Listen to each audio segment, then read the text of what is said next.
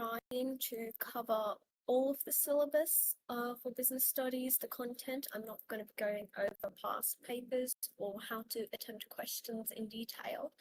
So keep in mind, you gotta still practice those things and on your own outside of the session. For now, we're going to go over the syllabus. Starting with chapter 1, which is understanding business activity.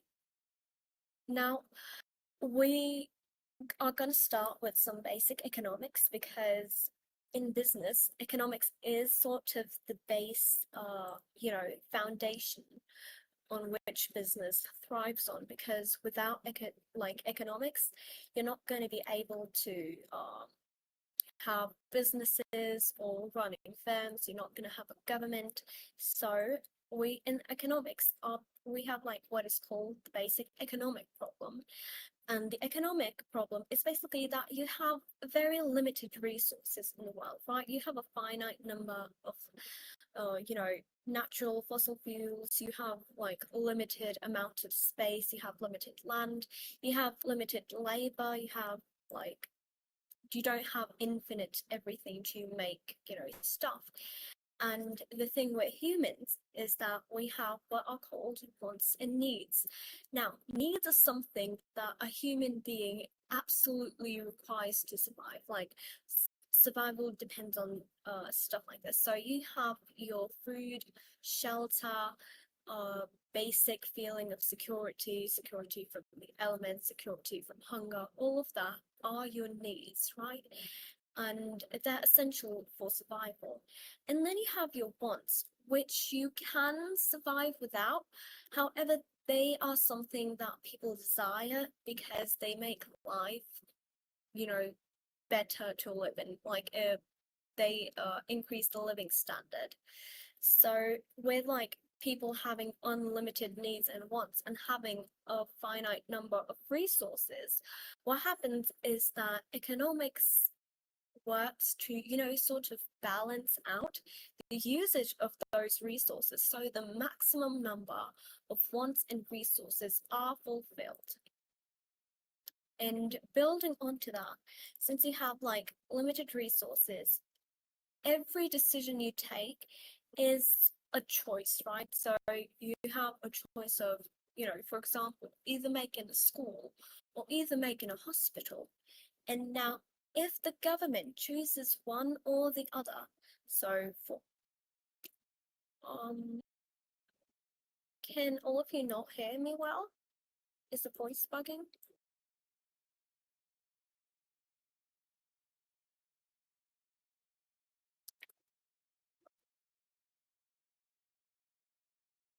Hello, mic test.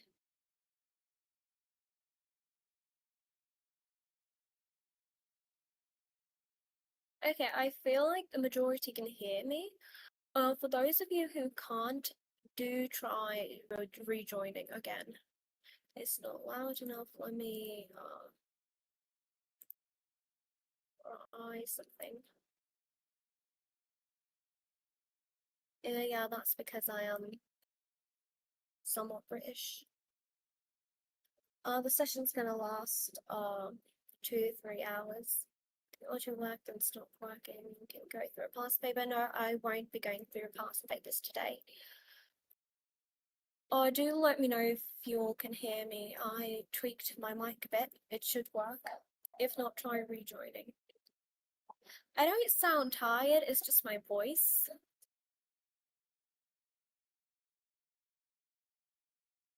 Okay, amazing. You all can hear me. I'm gonna continue. Just ping me if it ever gets buggy or something.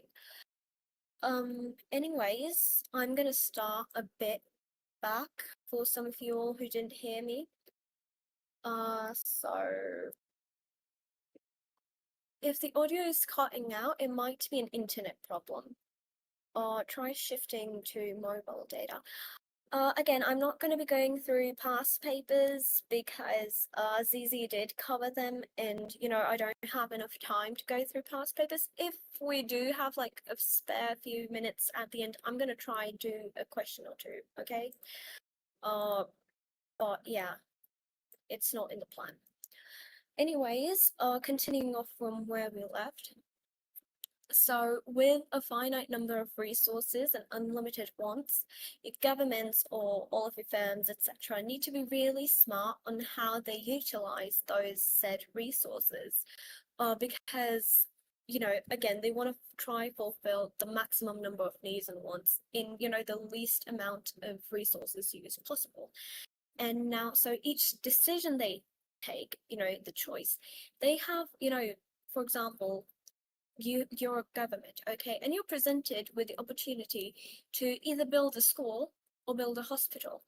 Now, if you go for building a hospital, your opportunity cost, which could have been, the next best alternative to what you've chosen, is the school, right? So you chose to build a hospital, you've forgone the choice of the school.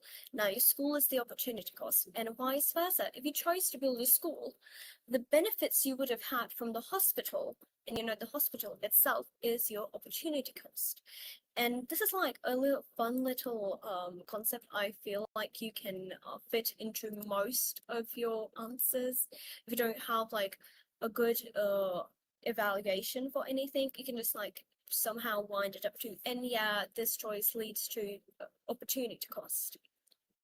If it's about, profits being lowered, you could be like, oh yeah, so the lack of, profits that can be reinvested lead to opportunity costs, since the business is gonna try or choose its battles more, right? Okay, is it clear? Or do I move on? But like, do I move on, or do you guys have questions? Like, I don't know why I'm messing over my words today.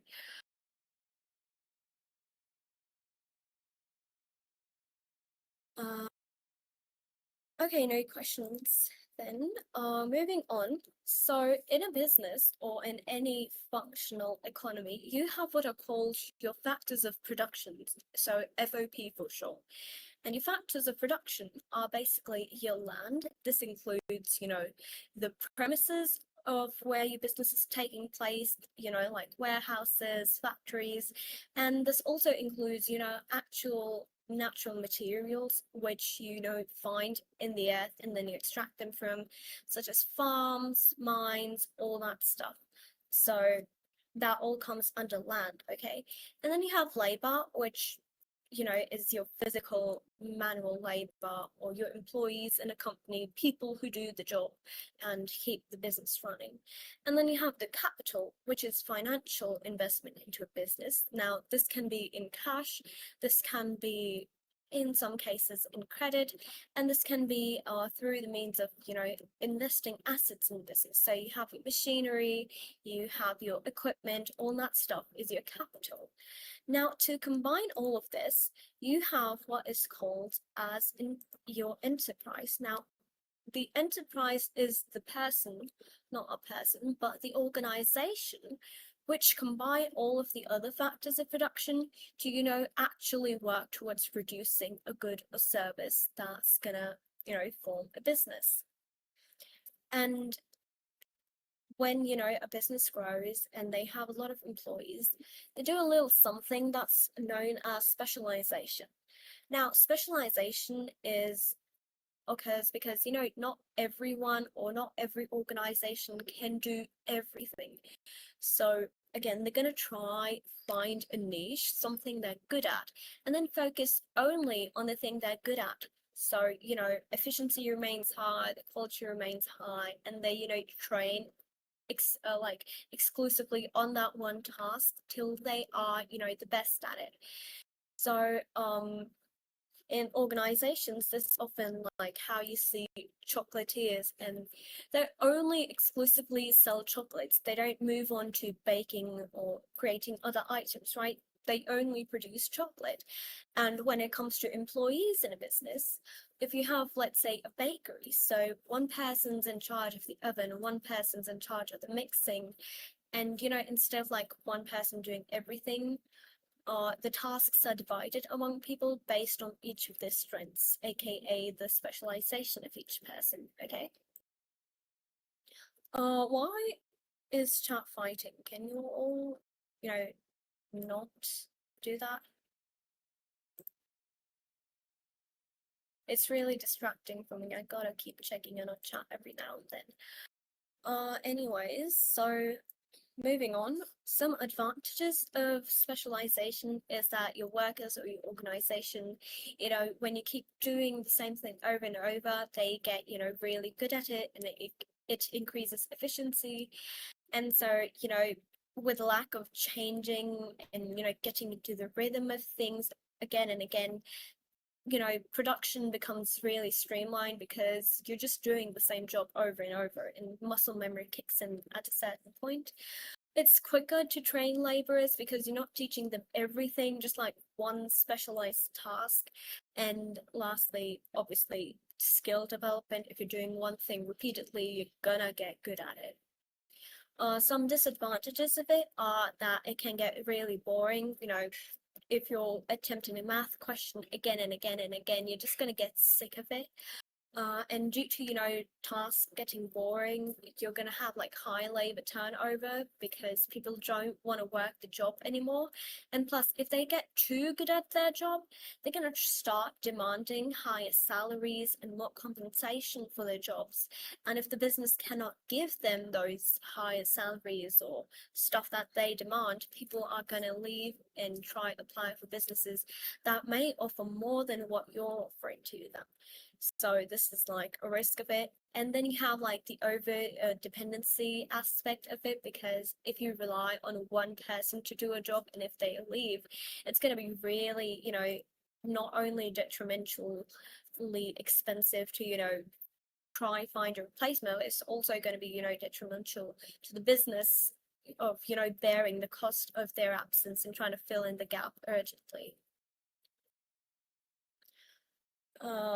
Any questions? Also, do you want me to keep this pace or do you want me to speed up? I'm trying to go slow, but if most of you do know this, then we can speed up a bit.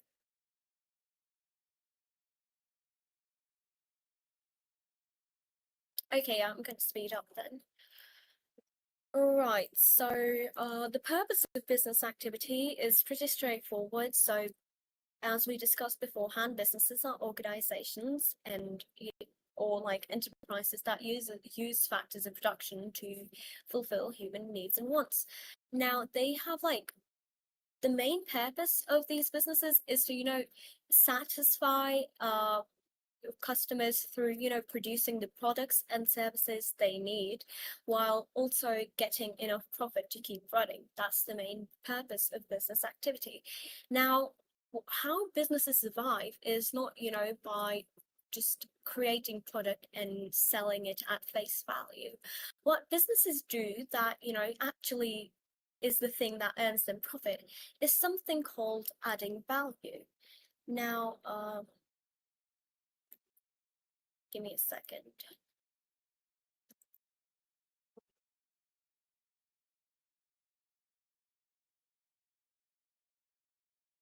Okay, my bad. Sorry. So, the adding value is basically when a business, on top of the costs of the raw material and in some cases the labor costs of producing something, what businesses do is they add like extra value to the actual product. Now, there's a couple ways to do it. So, for example, you have your branding, you have, actually special like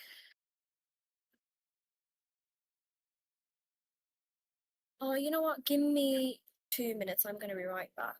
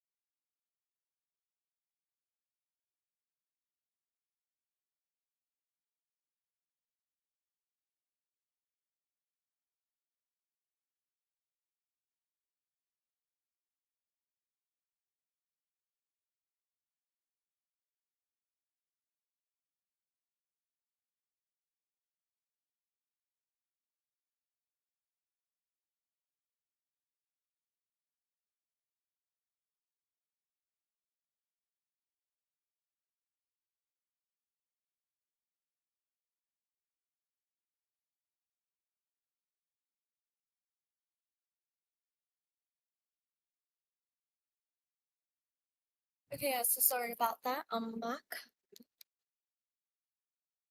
Yeah, so okay. Okay, yeah, so adding value, it's basically when the business, adds extra value to a product aside from the cost of its like the base cost.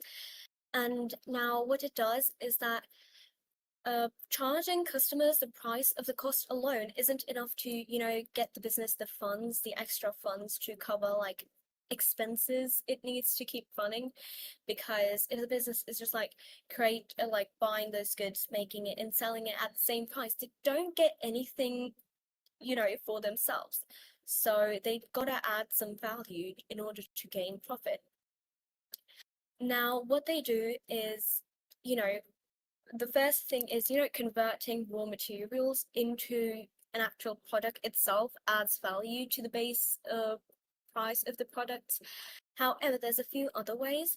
Now, one common way is to reduce the cost of production. Now, this means that you're going to try cutting corners in your actual production process, such as getting cheaper materials, using less electricity, cutting off employees, all that stuff.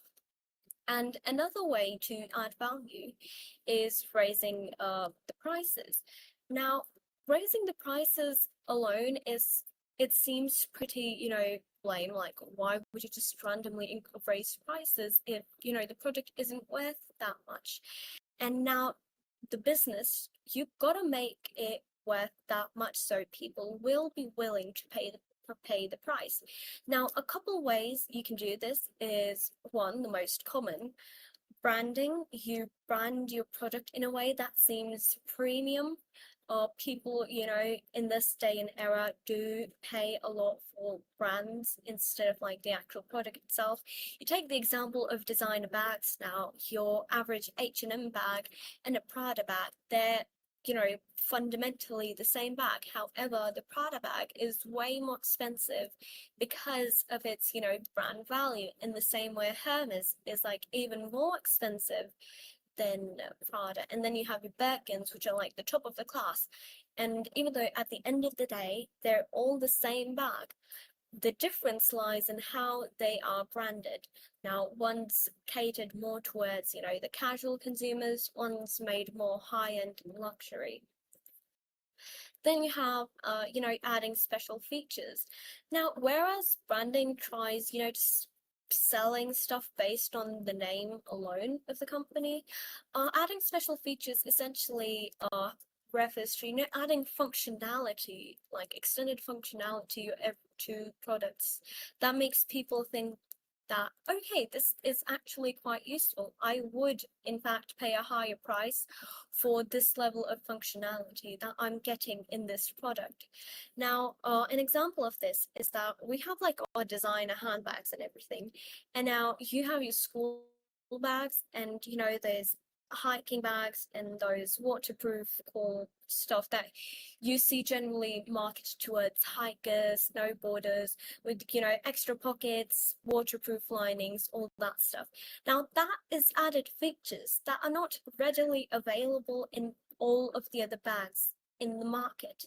And this is the reason why people who actually do value the functionality of these products are going to be willing to pay like high prices compared to, for average bags. Um, and lastly, you have like, providing after sale services. So when you get like, let's say an AC or a fridge, you get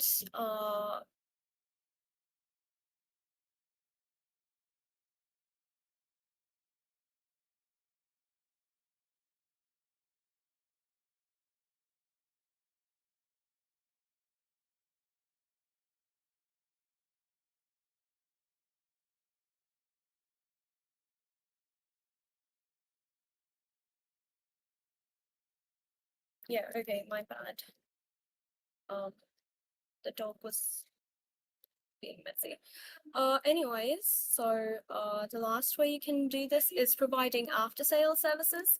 So for example, if you get like an AC or a fridge and you get something called as a guarantee, now what that does is it's not actually in the product itself, but the fact that you're getting, added maintenance, you're getting like, the guarantee of replacement if your product goes bad. Now that service adds value to the actual product, since it enhances the overall value of the actual product, so people are going to be willing to pay higher prices for that, right? Makes sense? Any questions, or do I move on to the next unit?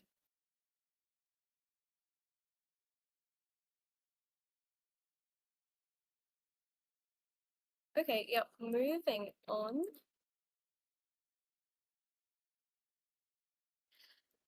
Okay, so we have our classifications of business. This is like a pretty straightforward chapter. I'm going to skim through it.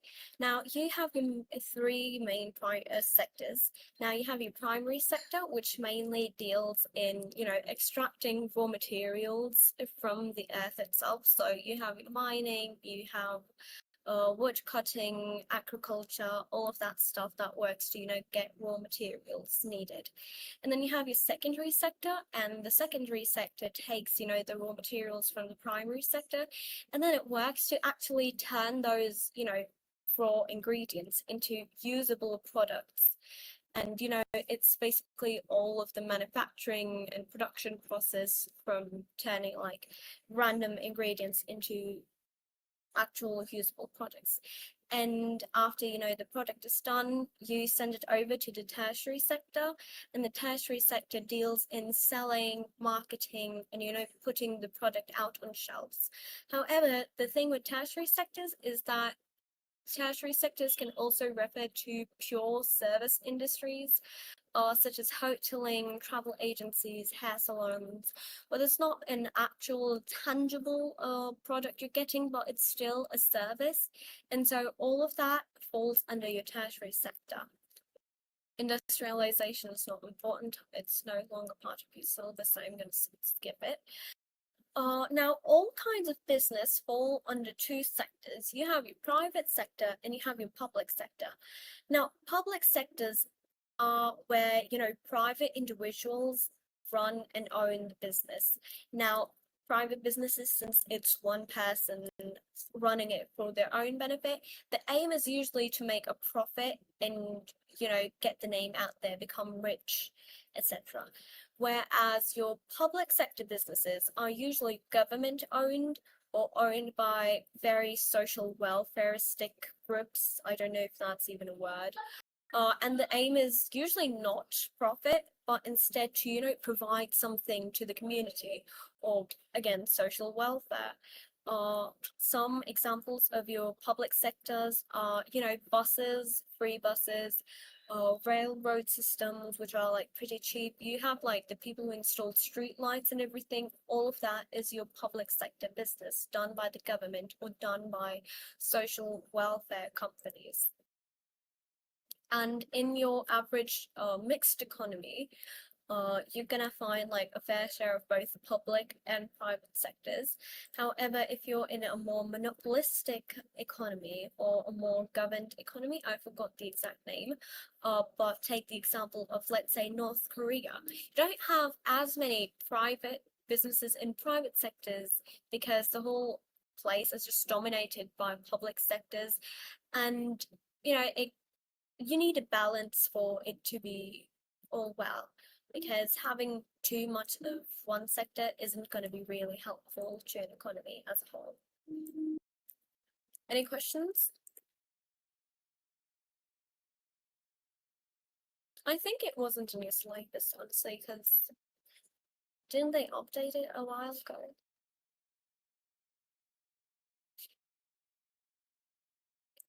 Okay, moving on, since there are no questions, we're gonna do unit 3 of chapter 1, which is enterprise, business growth, and size.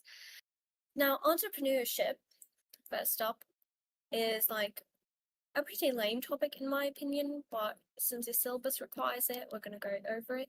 Now, an entrepreneur is a person who, we learned about enterprises, but like the person behind the enterprise who, takes the risk of running the business, who takes the creative lead and does everything in a business, is like the entrepreneur. And there's like a few qualities you need to know of what an entrepreneur is like. Pretty basic stuff. He gotta take risks, he gotta be a creative, be optimistic, confident, innovative, independent, be an effective communicator if you want to, communicate your ideas to other people and investors. And you've got to be hardworking, of course. Rome wasn't built in a day. Then you have your business plan, and this is essential if you're planning on starting a business. Now, a business plan is essentially just like a document containing all of the business objectives, what it's planning on doing, details about the operations, expenses it predicts, finance, the owner's background, and just generally like a summary of the business as a whole. And it's used to, show to investors, your banks, the government, on, why the business is good, what it's planning to do, and why they should invest in the business. Okay. Now, some things our business plan contains is an executive summary, again, a brief summary of the key features of the business, such as what the business does, what it's about. You have like information about the owners, such as educational background, if there's like any crimes done by the owner, what experience does he have in the field, all that stuff. You have like the business name, address, etc., the general details. You have the market, which is essentially what kind of market your business is targeting. If it's a niche market, if it's a mass market, what's the main demographic you're trying to target, if it's kids, if it's women. Then you have like the advertising and promotion. This falls under the market, because once you have like a target demographic, you've gotta know what kind of marketing is gonna, really hit the demographic you're, trying to have engaged with your business. So children are more susceptible to ads that are more lively, whereas old people can be, they can be more targeted to through newspapers and more old school means.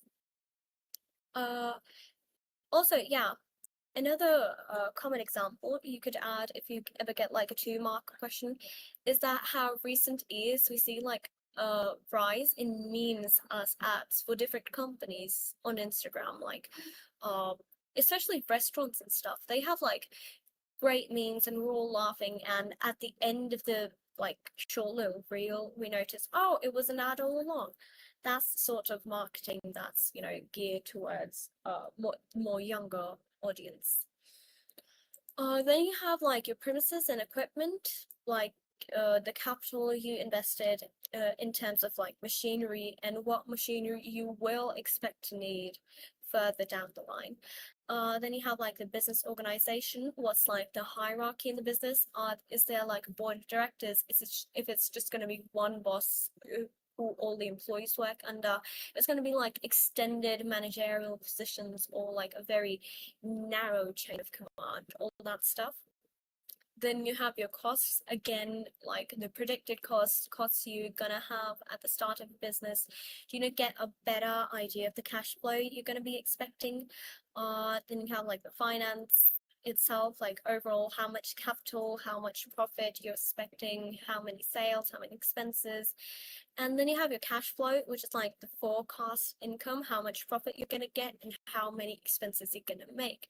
And then like a brief overview of like what's the direction, how much does a business want to expand. That's also going to be part of your business plan. Number of employees, yes, that will fall under organizational structure in a business, because again, you've got to predict how many employees you have to accurately get an idea of how many salaries you're going to pay. Moving on, you have your government support for startup businesses. Now, this is pretty fun. So governments, especially in developing countries, in like places such as Pakistan, such as Nigeria, where industries are not really well set. Now, governments want local and domestic businesses to flourish because domestic businesses mean more GDP. Now, in countries such as this, and often in like more developed countries as well, governments are going to provide certain relaxation and incentives to new businesses to start up, right? And how they do that is that one, they provide like employment opportunities. Wait, no, I'm reading the wrong thing there.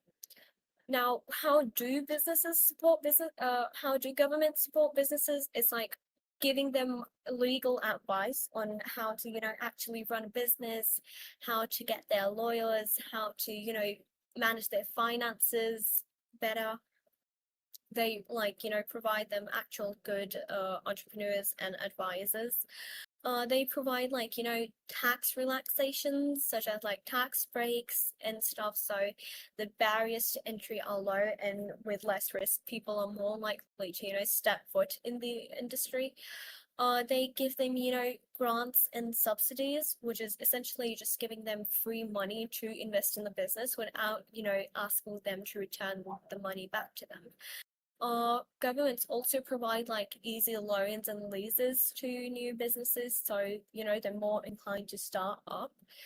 And why the governments do this is because, again, with domestic companies and businesses in a country, they're gonna not only increase the GDP, but they're also gonna act like reduce unemployment, since they're going to employ people for the business, and so overall the unemployment rates in the country are going to fall. They're going to be contributing to the growth of the economy, obviously. And also, if they grow to create very high quality products, they can also potentially export the products they produce out of the country, which will increase the overall exports. And with startups and young entrepreneurs, you often have like the thing about new ideas, new technologies, and everything being given, like spreading throughout your country, because young minds, new technology, and more innovation in general. Any questions?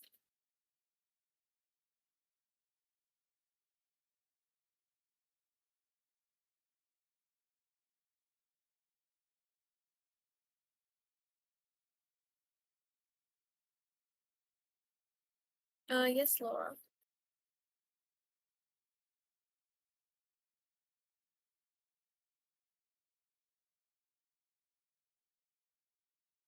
Yeah, let me go over the ways again. Uh, they do often give free premises. However, it's pretty rare. They usually just lower the rent or just cut taxation altogether. Ways they support again. Yep. Going back to that. Okay, so you firstly have them like getting advisors to the young entrepreneurs who want to start the business. So this involves legal advice on how to manage, the contracts and everything, financial advice on how to manage their expenditures and capital finance, and other advice such as if they should go for being a public limited company, or if they should become like remain a private limited company if the business owner should operate as a sole trader, etc., etc., all that sort of stuff. They provide like low cost premises in a sense that they're not going to charge high rent. They're going to like give them more relaxation based on like how soon they got to pay rent. They may not charge taxes on the property. Governments are also going to provide like a loan scheme, so or businesses can withdraw large amounts of cash at lower interest rates and much more easily. They give grants and subsidies for both capital and training. So grants and subsidies are basically the government giving money to businesses without expecting the business to pay the money back. So for the business, it's just like added capital that they don't need to pay back. So it's really beneficial for new businesses, especially who are struggling with limited capital. And lastly, obviously, governments provide tax relaxation, breaks and holidays, which means that the business is exempt or has like really low taxes on certain areas such as rent, imports, etc. Any questions, or do I go over something again? But when business, government supports or small startups make competition unfair. I mean, it would make competition unfair. The thing is that, you know, an economy cannot be fair at all. There's always gonna be some insincerity. However, governments, as far as I've seen, do have like, they don't randomly select businesses. They instead have like proper schemes and forms that a business can go out to fill to gain said benefits. So I wouldn't say it's totally unfair, more like the small businesses should be aware on the steps the government is taking. Is franchise involved? Like, in what sense?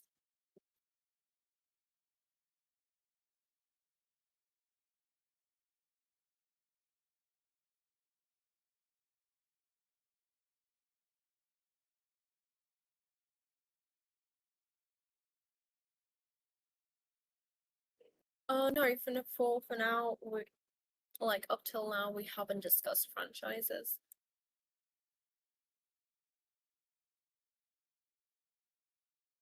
I'm really sorry I cannot turn off slow mode. I might if there's a mod in the chat, they can reduce it.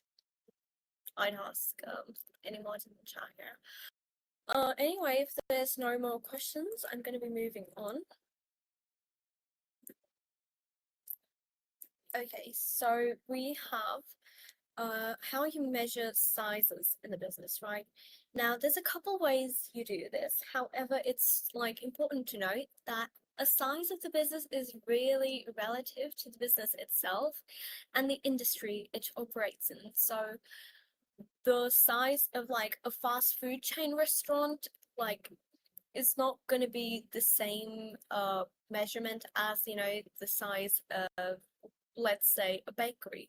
Now, your biggest bakery chains could be not even close to your smallest, what you call it, fast food chains, because they're different industries. Now, how you measure it is based on, you know, the number of employees, because larger firms obviously are going to employ more people. So they're going to naturally have a larger workforce. You also have the value of output. So large firms have more production than small firms, and the value of capital you're putting into a business. So larger businesses obviously have a ton of finance that they can, you know, invest in the business compared to small firms which are struggling with their capital. However, again, it depends largely on the industry and the type of business.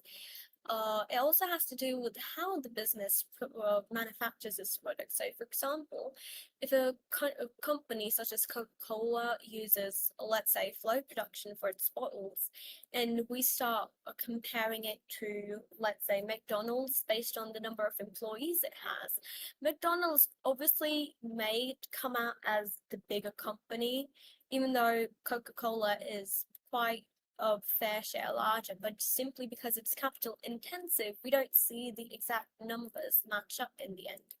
Make sense?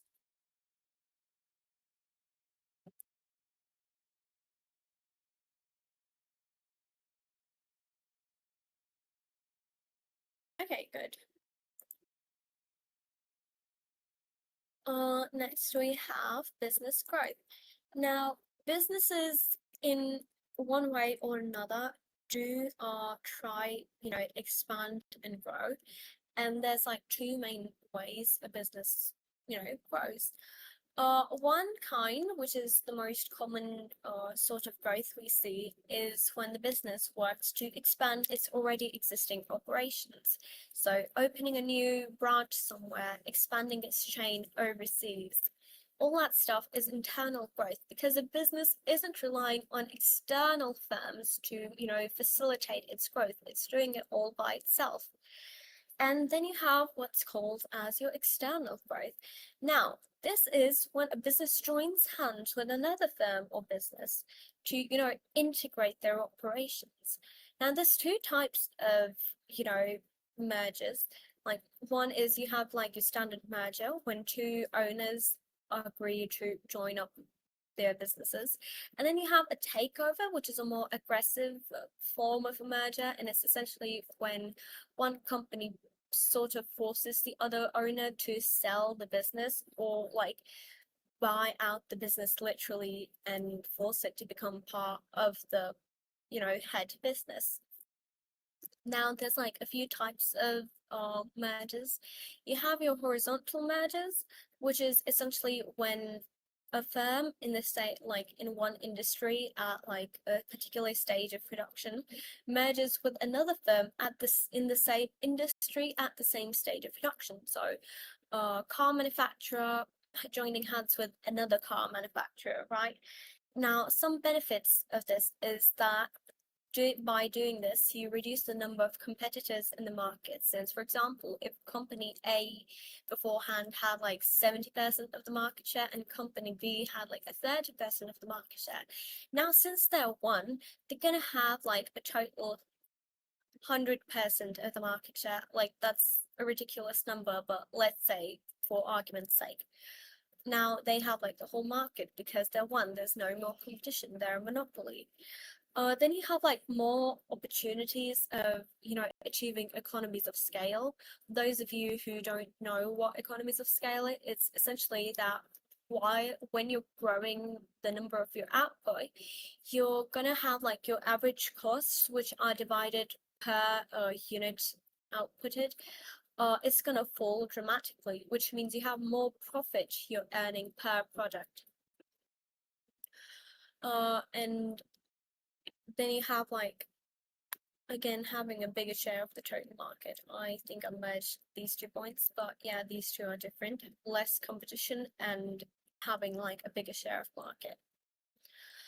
Then you have what's called as your vertical merger, and there's again 2 types of vertical merger. You have your backward vertical merger and your forward vertical merger. Now, vertical mergers in itself means joining hands with with a company in the same industry, albeit a different stage of production than you. So in a backward vertical, you're going to have like a car manufacturer joining forces with, let's say, a spare parts company, because they're going to be sourcing spare parts to actually manufacture the car. And in a forward vertical merger, they're going to be joining hands with, let's say, a car showroom. So since it's like the next stage of production, they're going to be selling the cars. They're going to, buy out a showroom. So selling their cars, having their cars on the top shelf is much more easier. You can read the benefits of these, or do you want me to go over them in detail?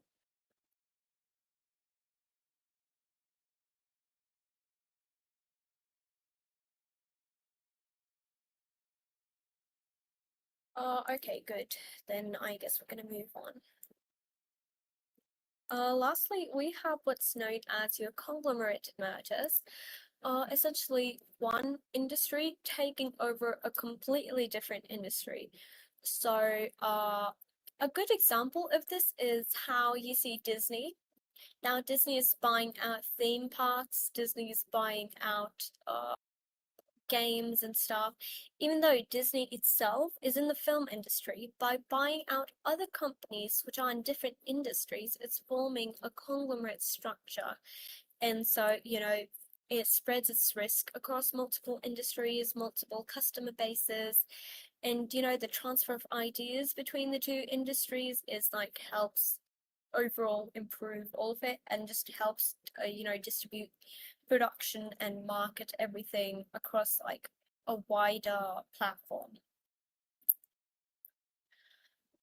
Okay, now we have some drawbacks of growth. This is like a really fun thing to discuss. Now, your first drawback of like growth is that if you're not prepared to, actually fund your expansion, you're gonna have a lack of funds and essentially you just fall into debt, which is gonna, force your business into bankruptcy. Very common but sad way to die. Another downside is that if the main owner or the entrepreneur has a lack of expertise or experience, it's going to be difficult to coordinate activities and just going to result in a huge hot mess in the future because everything's not going as it should. The owner's making mistakes, employees don't know what to do. You've reached a point of what's known as diseconomies of scale. Now, this is happens when, as I said, economies refers to when average cost per unit drops. Now, diseconomies is when average cost per unit starts to rise the more you start producing. And this happens due to a number of reasons I'm going to discuss later on. And the last drawback of growth is, you have such a big chain of command that it becomes really difficult to control your staff.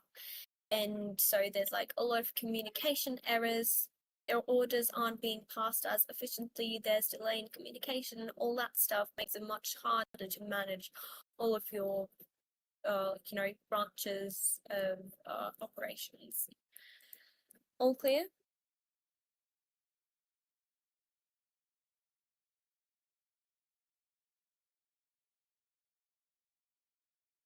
Okay, good. Moving on. Now, even though I mentioned most businesses aim for growth, there's a couple of reasons why, your local small businesses actively choose to remain small to an extent. Now, some reasons for this is one, the type of industry. As I mentioned, bakery chains and more niche businesses like businesses in more niche industries, like your salons, your car repairs, catering businesses, all that stuff, they choose to remain small because they're essentially targeting a very fixed or small demographic of people. And so there's a lot of risk and not enough return of taking on expansion of growth. So it's more profitable for them to just remain small.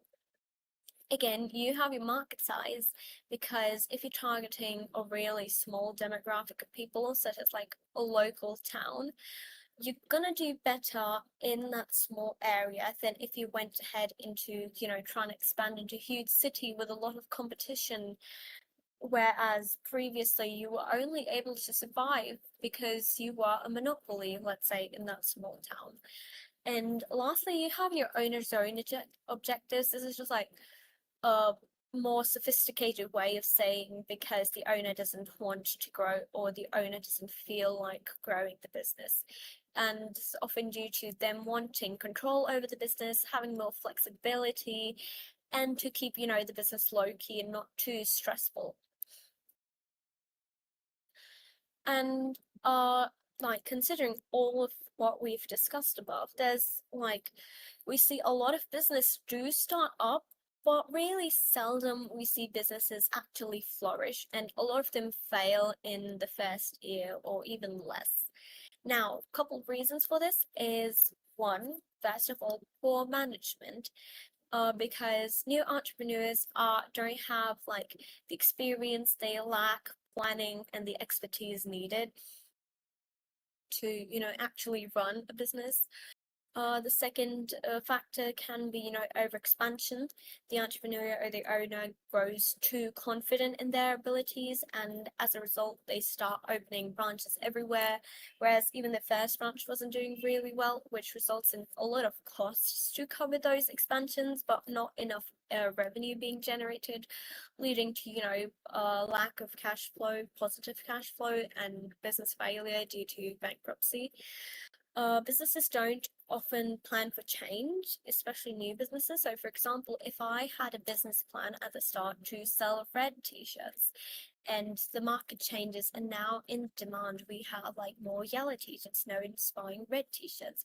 If I don't have like a fail safe for this or if I just refuse to cater to the changing market, my business is gonna say a fail because customers aren't gonna buy my product anymore because it's just not suited to their needs anymore.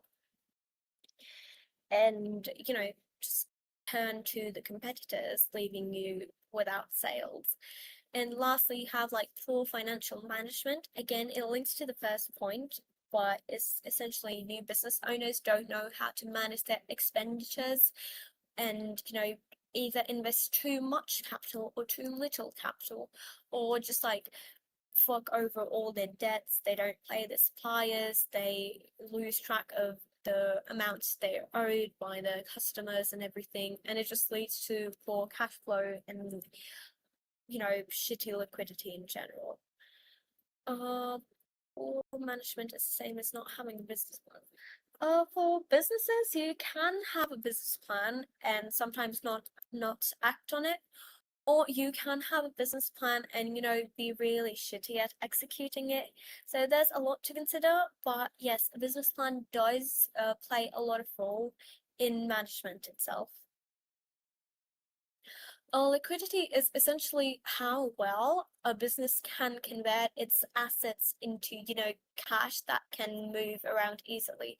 So if a business has a lot of machinery but not enough cash in hand, it has like really low liquidity. However, if a business has a lot of cash in its hands and its banks and can move it around quickly in a moment's notice, then they have high liquidity. And a fair ratio is somewhere in the middle, because you don't want to be too liquid that you don't have any assets, but at the same time you don't want all of your cash and capital stuck in one place without the ability to move it around as needed. Any questions?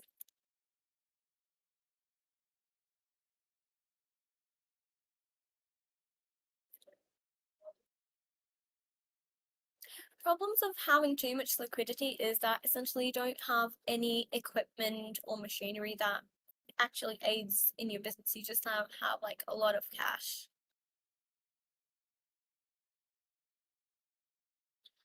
Okay, so no more questions. Moving on.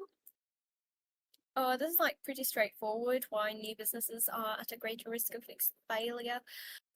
Just like less experience, they're new to the market, they don't have like price standing, they don't have a lot of sales, and they don't have like a lot of funds and capital to keep the business running. So yeah.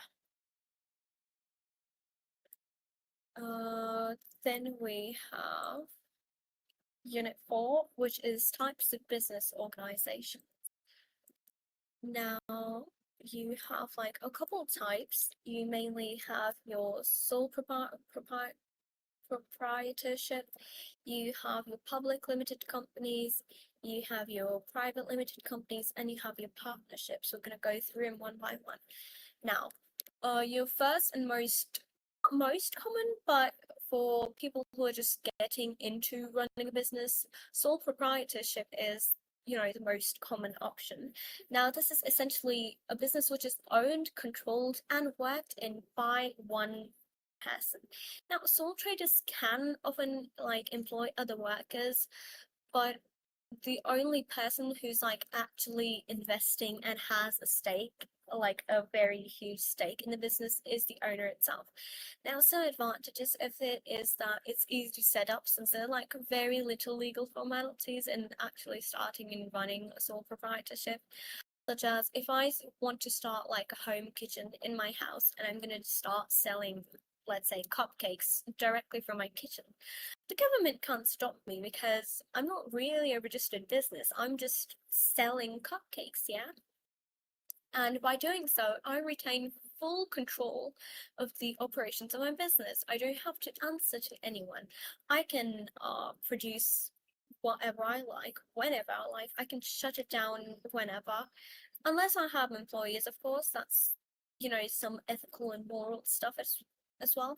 But like in general, a sole trader has more control over the business, and the sole trader also receives all of the profits, since there's no other shareholders to actually have a stake in the profit. So sole trader can use the profit for the personal use, or they can reinvest some of it back into the business and work on it. And again, it's really personal. So if I'm the only one my customers are interacting with, I can better get to know my customers, and in turn the customers feel special, because again, it's the thing about uh feeling special bias. If you feel like you're getting like special treatment and anything, you're more likely to like that person or organization because they make you feel good.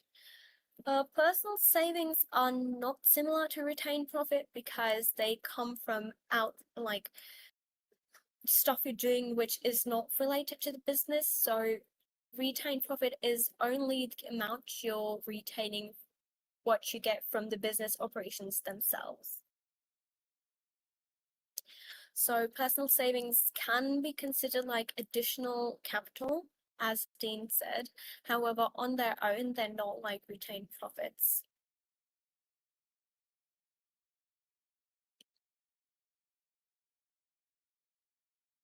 Can we skip this? Yes, we're going to go through the whole syllabus. Okay, if there's no more questions, moving on. You have some disadvantages of being a sole trader. One of the main ones is that you have unlimited liability, which means that if I have like a debt or bills left to pay off and I haven't paid off, and any legal actions that will be taken to get the debt. So for example, I took like a loan for my business at the bank, and since I'm a sole proprietorship, my business isn't recognized as a separate entity for me. So any legal actions will be taken on me, not just the business. So my personal assets such as my car, my house, hell, even my laptop are at risk of being seized and controlled if I don't pay my creditors back. And I also have like full responsibility of everything my business does, since I'm only one owner and I'm doing everything. So if somehow my business is involved in illegal activities or something, I am fully responsible for all of that. You have like your general lack of capital thing, because I'm only one person. How much money could I possibly pump into, a home business? And so it's really hard to stay afloat. Again, because I don't have the funds, I don't have the machinery, I don't have, the proper branding strategies that actual well-settled businesses in the industry have. And then the lack of continuity. So if I die and I don't have kids, or if I do have kids and my kids don't care about my business, the business just dies. It ends there because there's no one left to take over it. Right, that makes sense.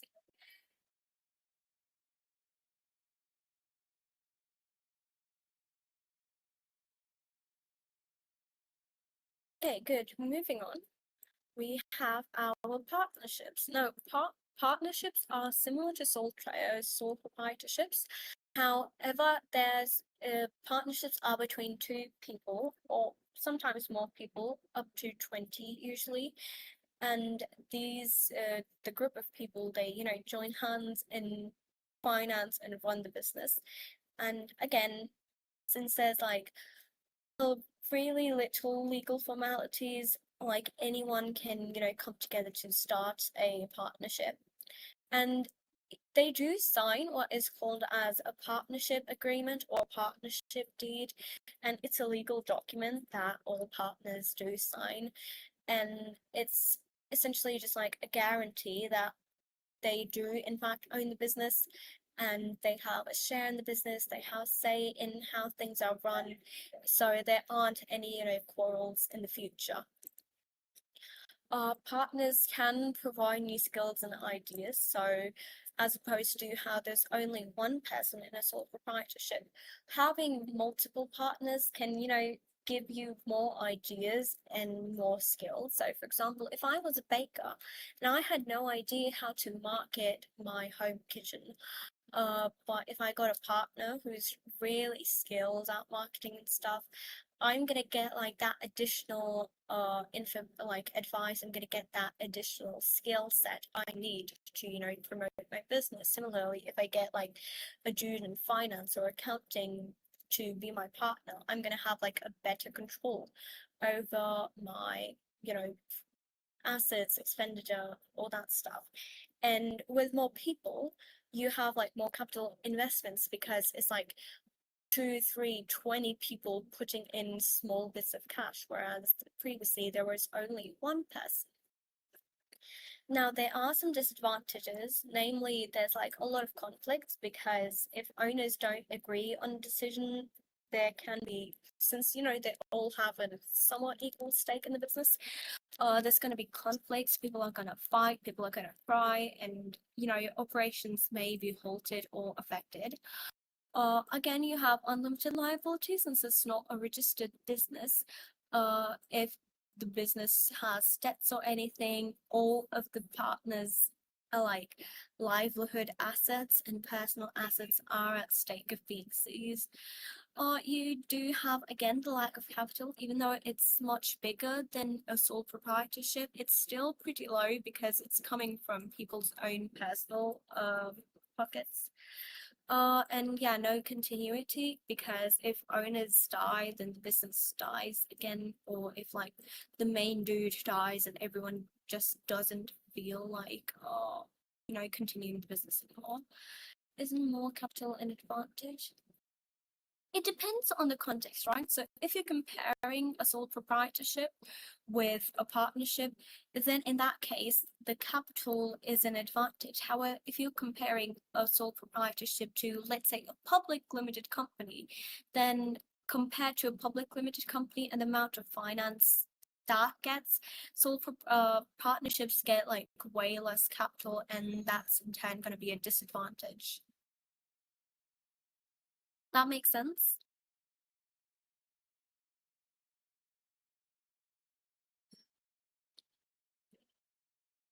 No, I'm gonna get to that in a few seconds. I'm just gonna cover private limited companies and then we're gonna get to the other ones as well.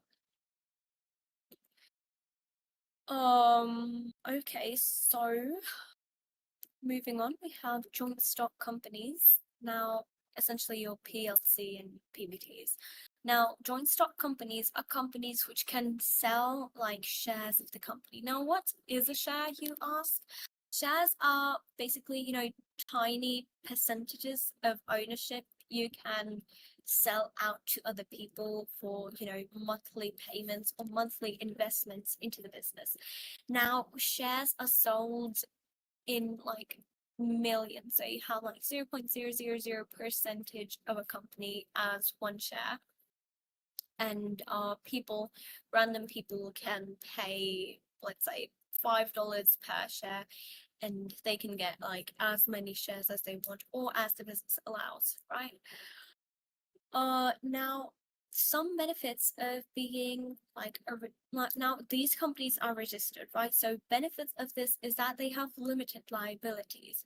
So as we saw earlier in sole proprietorships and partnerships, unlimited liability means the owner's personal belongings are at stake. However, with limited liabilities, the owners are like perfectly fine. If their business goes bankrupt, then only the assets which were employed by the business, such as your machinery, your warehouses, if you own any, your business cars, only those things are at stake. So me as an owner, if my business goes bankrupt,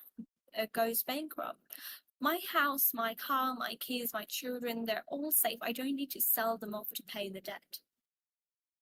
And just like the biggest reason why people on the past paper practice, section 1 is almost done, but I'm not going to be doing past papers because Susie already covered them, and I'm going to try do some past papers by the end of this if we do get time, but my main concern here, as I stated at the start, is going through the syllabus, since I feel like most people are struggling with the syllabus thing. Are your children, that's an option? Yes, if you're desperate enough. And if you live in a third world country, then yes. Anywho, continuing off from where we left. Yeah, so you have like limited liability, and then you also have like continuity, because unlike partnerships and sole traders, if owners die, there's always going to be a next person in line just waiting for the opportunity to jump on the hot seat of the business itself. Now, shareholders often, like the main shareholders, are going to elect what's known as a board of directors. Now, the board of directors are in charge of, running and managing the company and its day-to-day activities. And in small companies, the shareholders with like the highest percentage of shares are put into like the seats of the directors, but the directors don't necessarily need to be shareholders. They can just be employees that are booted up to being directors. And generally, the more shares a shareholders have, the more say and voting power they have in how the company is run. Now, there's like two main types of joint stock companies, as I said before: private limited companies and public limited companies. Now, private limited companies are one or more owners who sell their shares, but not like to the general public. They have like a select few people, like close friends, families, and each sale of share needs to be vetted by all the owners, right? IKEA is a big example of a private limited company. And then you have public limited companies, which is like two or more owners who sell their share on the stock market, so anyone in the general public can buy those shares. And the thing about this is that owners cannot control who buys their shares. And what happens often in public limited companies, if they don't manage their shares well, is that sometimes there's ownership disputes. Also, for example, if I'm a random person and I see shares of, let's say, the company Netflix online, and I managed to get 50% of all the stocks, because business usually aims to keep 50 to 51% of the stocks to itself, because if they sell any more, they lose ownership of the business technically, because people who are not the business own more of a percentage of the business than them. So they keep like 51% of the shares and sell the rest usually. So if I somehow manage to get like the 51% of shares, like I go the extra 1% somehow, I can just like go up to the business and tell them that, yeah, I own the business now. You're all, out of your hot seat. It's my business now. And there have been cases in history where this has been like a genuine problem with a lot of companies. I don't know the names yet, but do search it up. It's pretty interesting to read about. Now, advantages we discussed before, but we have some disadvantages, which is that unlike sole proprietorships and partnerships, registered companies do need to disclose financial information, especially public limited companies, since it's legally compulsory, because when you're selling shares, the people buying the shares do need to know what they're actually investing in. And why this is a disadvantage is because, your competitors can possibly see how much you're spending, where you're spending it, and so such confidential information can possibly be used against you by your competitors. For private limited companies, they can't sell their shares to the public, and shares can only be sold to people they know, and all the shareholders agree on it. And transfer of shares is restricted, so they have like significantly less capital raised than public limited companies where anyone can buy the share. Now, the public limited companies do require loads and loads of paperwork and investigations before it can be listed on the stock exchange, and oftentimes this hefty amount of legal paperwork can cost the business a lot. And so that's why it's a big disadvantage, especially if in the end you don't qualify for becoming a public limited company. Now you have like the thing about annual general meetings, your AGMs, where all of the shareholders are like called together and informed about how the business is performing, like in terms of company productivity, performance, etc. And they annually re-elect the board of directors. And this is like really expensive to set up, especially when you're talking about public limited companies where there's like thousands, if not millions, of shareholders, right? And then you have like public limited companies, which again have managerial problems because if companies are too huge and there's like a lot of people to pass down commands to through like large hierarchies, then it's going to be really difficult for the top boss to get like the exact order down to the ground workers. And there's going to be like a lot of delay in communication and just like a lot of mixed up with the words and stuff. It's sort of like Chinese whisper, right? And as I discussed before, there may be a divorce of ownership and control. This is when shareholders, get like lesser shares than other shareholders.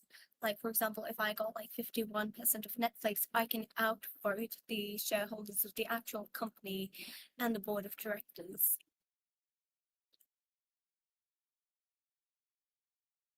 Any questions up till yet? Yes, public and private are the only joint.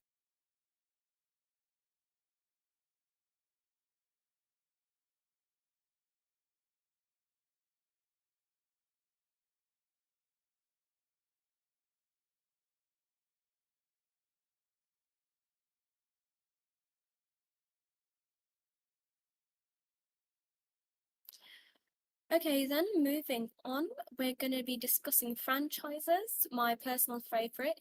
Now, franchises are when the owner of a business grants a license to other people or, aspiring enterprises to use their business model and open it in a new area, such as McDonald's and Subway and all your major fast food restaurants. They're not actually like the owner running it, but instead, like I, as an owner, am gonna give like all of you licenses, and you open my business in a different place, in a different location, and run it yourself.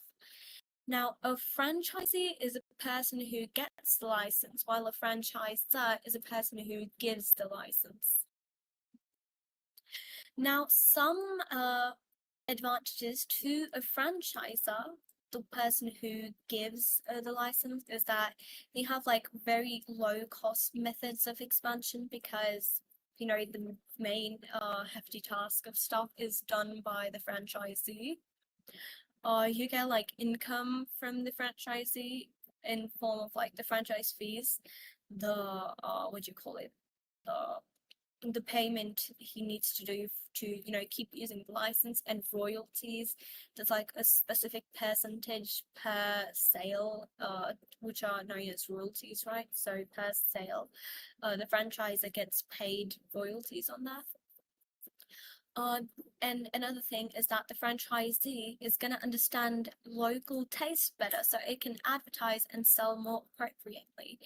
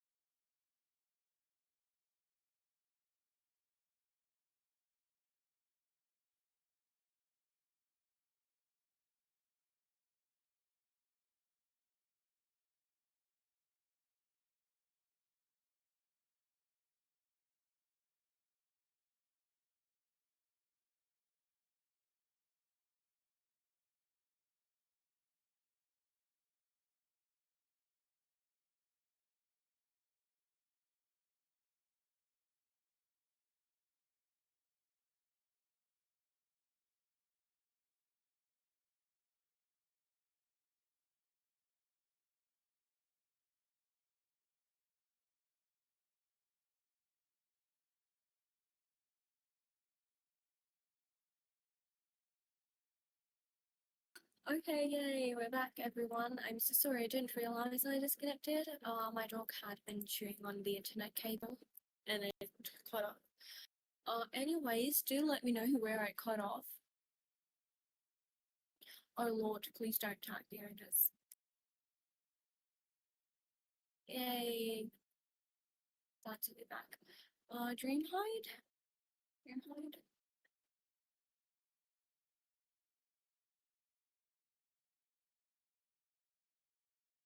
Where did I disconnect?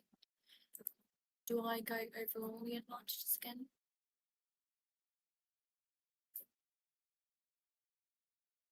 Or did you catch some of it?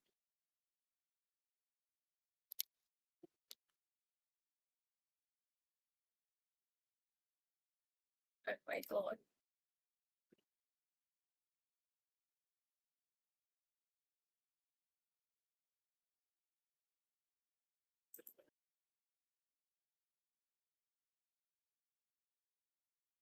Okay, I'm just gonna be going over all the advantages again.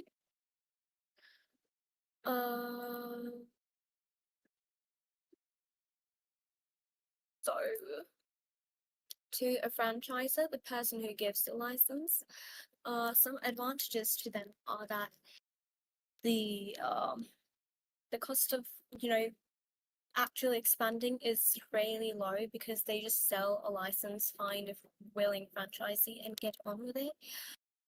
And they get income from the franchisee in form of like the franchise fees, which is essentially the franchisee paying them for the license.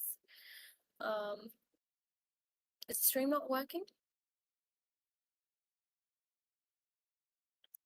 Oh wait, let me try again. Do let me know if it's working now. Yes, the franchisor can shut down the franchisee if they want. Okay, amazing. Coming back. Yeah.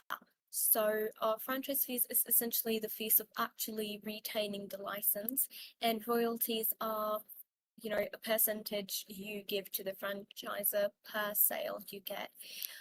Then you have like the thing about not marketing too much because the franchisee better understands local tastes, and so advertisements and sales can be done more appropriately instead of having to do extensive market research. And the franchisee can give more ideas and suggestions to the franchise because again you have like an entrepreneur who's more younger, possibly has more ideas, etc., etc., and the franchisor doesn't really have to bear the hassle of actually running the operation since the franchise is going to take care of all of that.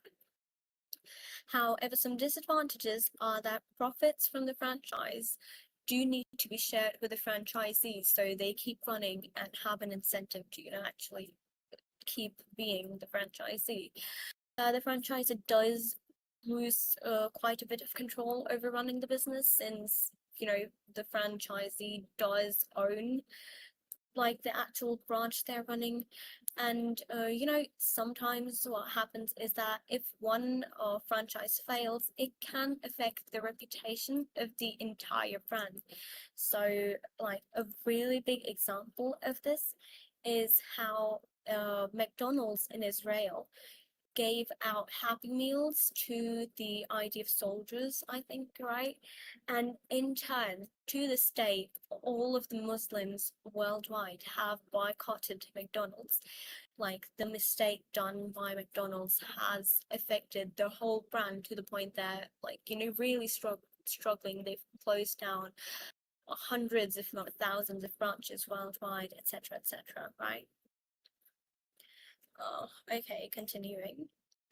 Franchisees may not be as skilled because, again, most franchisees are often new businesses wanting a quick startup, and franchisors also need to supply raw material and product and provide training, because even if the franchisee is still running the brand, the franchisor still needs to, maintain the brand. So if it's KFC, let's say they're gonna need to ship out the specific KFC spice to each individual franchise in order for it to, taste the same. You've got to train the chefs of each franchise, etc., etc., and all that costs and stuff up, the franchise's responsibility. And advantages to a franchisee is that it's already an established brand and a trademark, so chances of the business failing are low due to customers not wanting it or etc., because the customers do trust the brand, and so marketing costs and the honeymoon period is greatly reduced. The franchisor gives technical and managerial support, so there's less of a hassle of making decisions on how to run the business. It's just like you get the orders and you do what you're told, so no more of that mix up.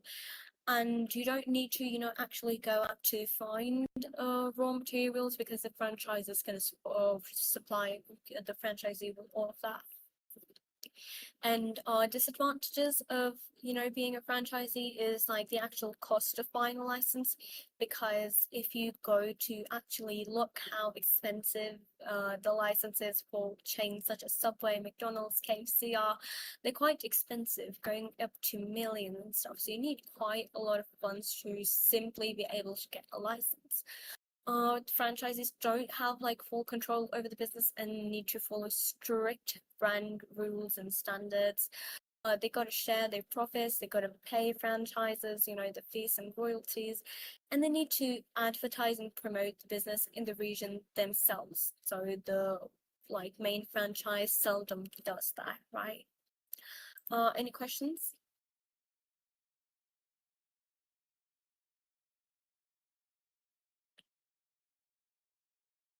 Okay, moving on. We have joint ventures. Now, joint ventures are agreement between two or more businesses to work together on a project. Now, so for example, a foreign business is gonna work with a domestic business on the same thing. So for example, Google Earth is like a joint venture between Google and NASA. Now, some advantages of this is that it reduces risks and, there's a lot of cost cutting. Can a small business become a franchisor? It could, but to become a franchisor that's actually valued, you do need like a reputable brand image already, right? Oh, in a sense that a small business buys the right to use another business's name. It depends on the industry the small business wants to go. So for example, if I'm a small business in, let's say fast food, I could easily buy off another big fast food chain's name. However, I would have to, change all of my operations in a way that, adheres to my franchise's regulation and the brand. And in some cases, I may need to shut down the way I do things entirely in order to, become a good franchisee. So there's a lot of risks and downsides associated with becoming a franchisee after you've already started up like a separate business. Make sense? Okay, yeah, good. We were talking about advantages of joint ventures. So advantages are reducing risks and cutting costs, and each business brings like different expertise to the joint ventures. So with Google and NASA provided them with satellite images, and Google provided them with like the other information and the actual platform. The market potential increases because, for example, if KFC and Subway did a joint venture to introduce, let's say, crispy chicken footlongs, for example, both the target market for, the footlongs and the fried chicken are gonna, combined want that new monstrosity or whatever. There's still 2 hours to the session. Yes, there's a lot we've got to cover. I'm going to speed up a little.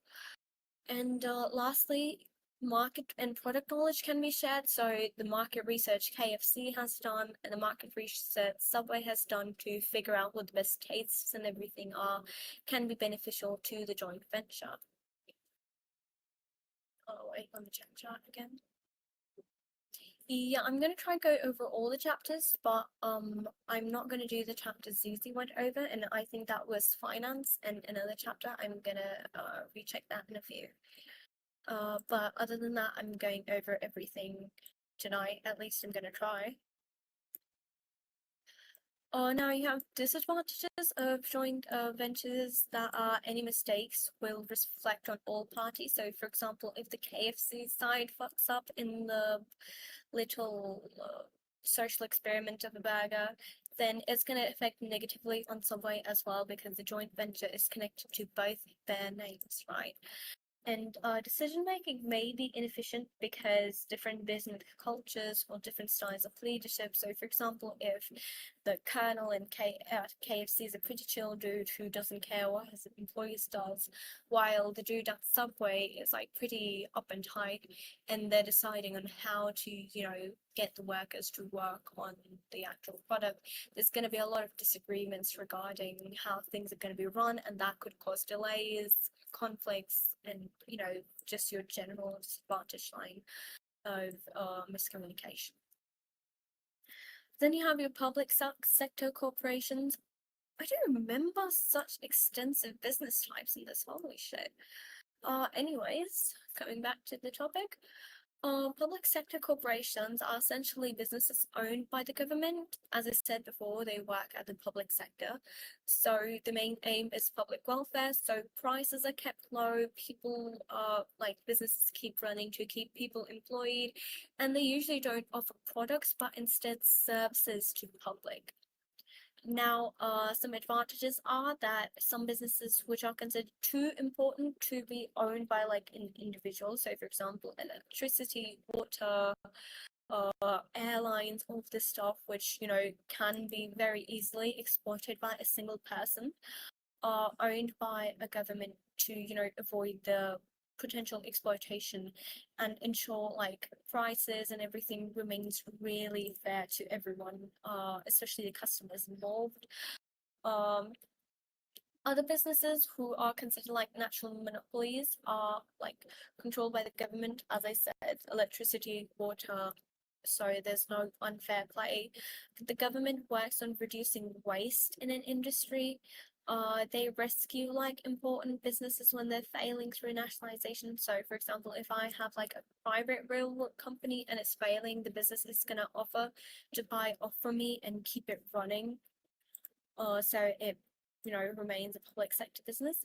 However, there's some drawbacks is that motivation may not be high among the employees because since profit is not an objective, the pay may be really less.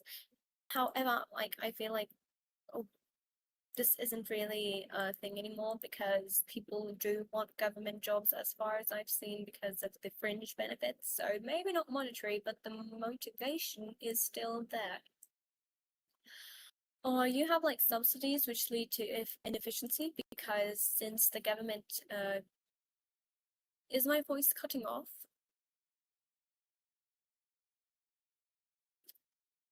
Okay, good. Maybe try changing your internet again if the issue persists.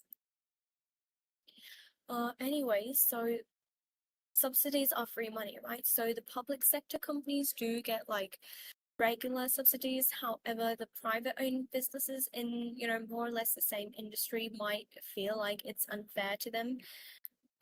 There's like no competition to public corporations, so there's no incentive to improve. So for example, you have like your communal buses. So since they don't have like active competition, they can just like have the shittiest conditions known to mankind and still be able to function and just as well without the need to improve. Oh my god, it's Deeb in the chat, yay! Generally the goat of computer science. I love your screens. Anyways, enough glazing. Back to the topic at hand. We are done with Unit 1.4. We're going to move on to Unit 1.5, which is business objectives and stakeholder objectives. This is pretty simple and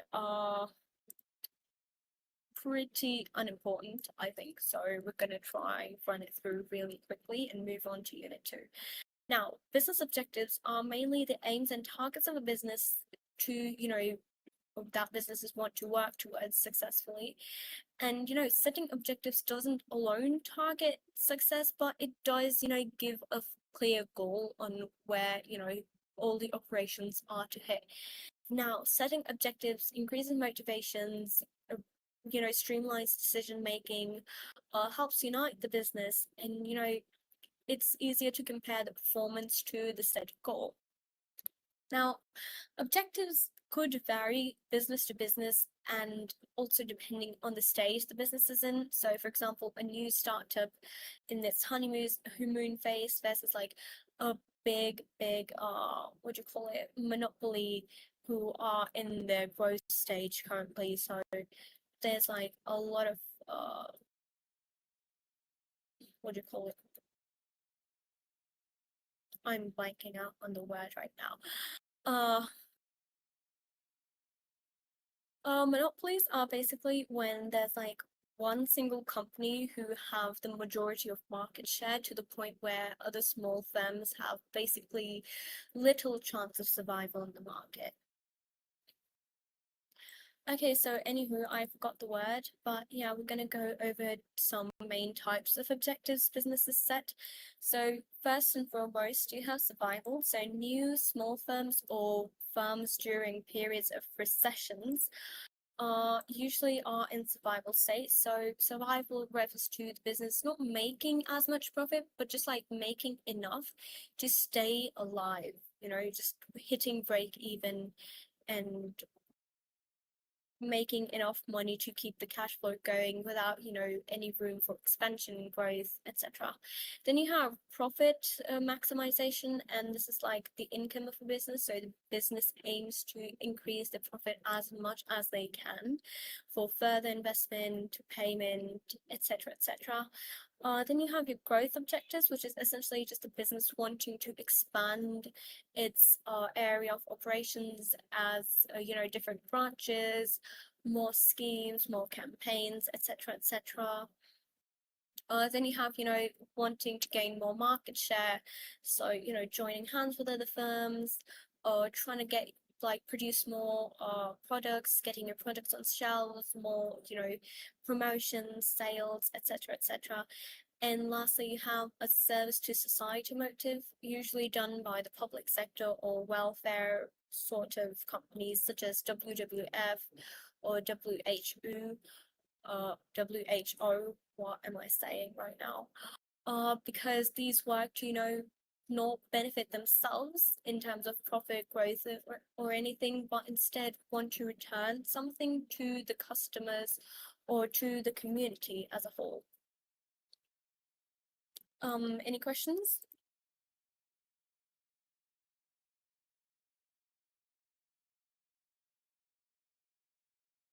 Okay, good. Moving on, we have stakeholders in a business. Now, stakeholders also have objectives that could vary from what the main business wants. Now, shareholders do usually want profit or something that keeps them going, especially when we're talking about shareholders. So we're going to go over internal stakeholders first, which first and foremost, you have your owners or your shareholders. So these are generally the risk takers of the business. Since they invest like capital and finance into the business, so they're liable to get like a return on the profits and everything the business earns.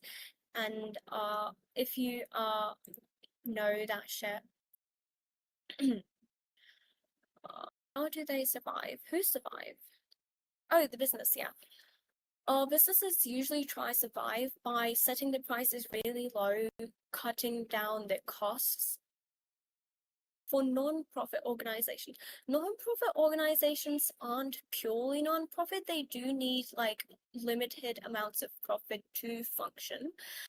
They do get that by just like trying to cover the costs of the business and not charge anything too above the base costs of whatever they're producing.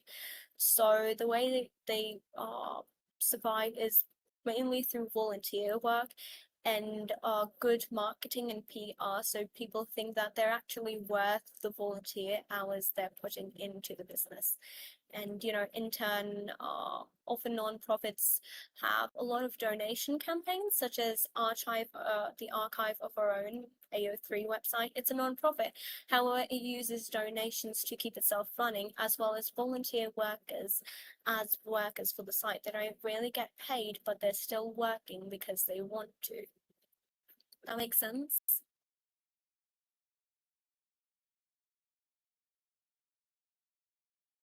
Okay, good, amazing.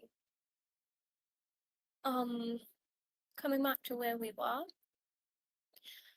shareholders, yeah, so as I discussed before, shareholders who buy shares of a company do need dividends, which are essentially just like tiny parts of the overall profit. So the more shares you have, the more dividends you get. So per share, if the dividend is 15%, I'm going to get like, and if I have like 20 shares, I'm going to get 15% times 20, and that's going to be my total amount of dividends that I'm going to get in a business. So owners get the most because they own the business, but like minor shareholders also get the dividends. And the need of the dividends, the money to keep it coming, are shareholders invest more and more into the business, right? And then you have like business growth, because the more the business will grow, the more value the shares are going to have. So for example, if I had like a share at $5 and the business grows, it gets more valuable, it has more sales, more expansion, and my previous share that was valued at $5 is now $10, and I'm getting like a double return on that said share. Then you have like employees and workers, which are your like second most important internal stakeholders. And the objective is, getting the salaries, the wages, pretty self-explanatory. They want, job security. So the contract of employment that they have states that, they're not going to lose their job all of a sudden due to unfair conditions, nor are they going to face, workplace discrimination. They're going to get fair hazard pay, all of that stuff. They're also entitled to, job satisfaction, because they want to feel like what they're doing is actually worth it, and they want to feel respected and well valued within the company. And that's the main objectives of workers. And managers are also stakeholders. They come under employees, and similar to workers, they want the same thing: secure jobs, higher salaries, because they're managing the workers as well as their own job, so salaries are usually higher. And however, managers do wish for business growth, because bigger businesses means that managers control bigger chunks of the business and more employees, and in turn the salary is prone to increase, so that's another plus point for them. Then you have your external stakeholders, which are your customers first and foremost. They're like important because they actually purchase and consume the goods and services you're selling. And so the objectives of them are, they want to get fair prices, they want to get products that are quality, like high quality, well designed, and products that are actually safe and reliable. They aren't filled with, manufacturing kerfuffles that could put their lives in danger. There shouldn't be any false advertising. They have the right to know what they're buying without, any hidden clauses and stuff. Like the ingredients list is a big thing. Example of this. Oh Lord, I'm gonna die. My throat's dying. Give me a second. Anyways, back to what I was saying. So the ingredients list is a big example of honesty, which customers demand, because they want to know what's in the actual product they're like buying. So if a business decides to omit or lie in their ingredients list, this can lead to, giant court cases, because the customers as stakeholders aren't getting the needs or objectives met, right? Next we have your governments, and the governments I've heard some people say that in modern businesses and economies, governments aren't considered stakeholders. And to an extent, I do agree with that, but since it's in your syllabus, we're just going to say governments are an external stakeholder. So the government's role is basically to protect both its workers as well as customers from, the exploitative activities that a business may do. So the objectives of a business is, high GDP, welfare of the public. They want to decrease unemployment since, a business is going to employ workers and it's going to, help the government lower unemployment rates. They also have an objective. I don't think it's written here, but one of the objectives of a government is also to increase exports. So if a business is exporting high quality goods in a large number, they're gonna be, or encouraging the business to export them to increase their what do you call it, like the international standing in the export market, right? And lastly, you have your banks as your stakeholders. Now, banks provide financial help such as loans, overdraft, debentures, etc. And objectives of the bank is, getting the fair return on the loans and all the incentive they provide, and keep the business liquid enough so the business keeps paying them back. Essentially, banks are another kind of business who who solely aim on profit maximization. So you have that. And then you have like your community as a whole. I also don't think this is like a stakeholder in itself. It falls under the category of your customers.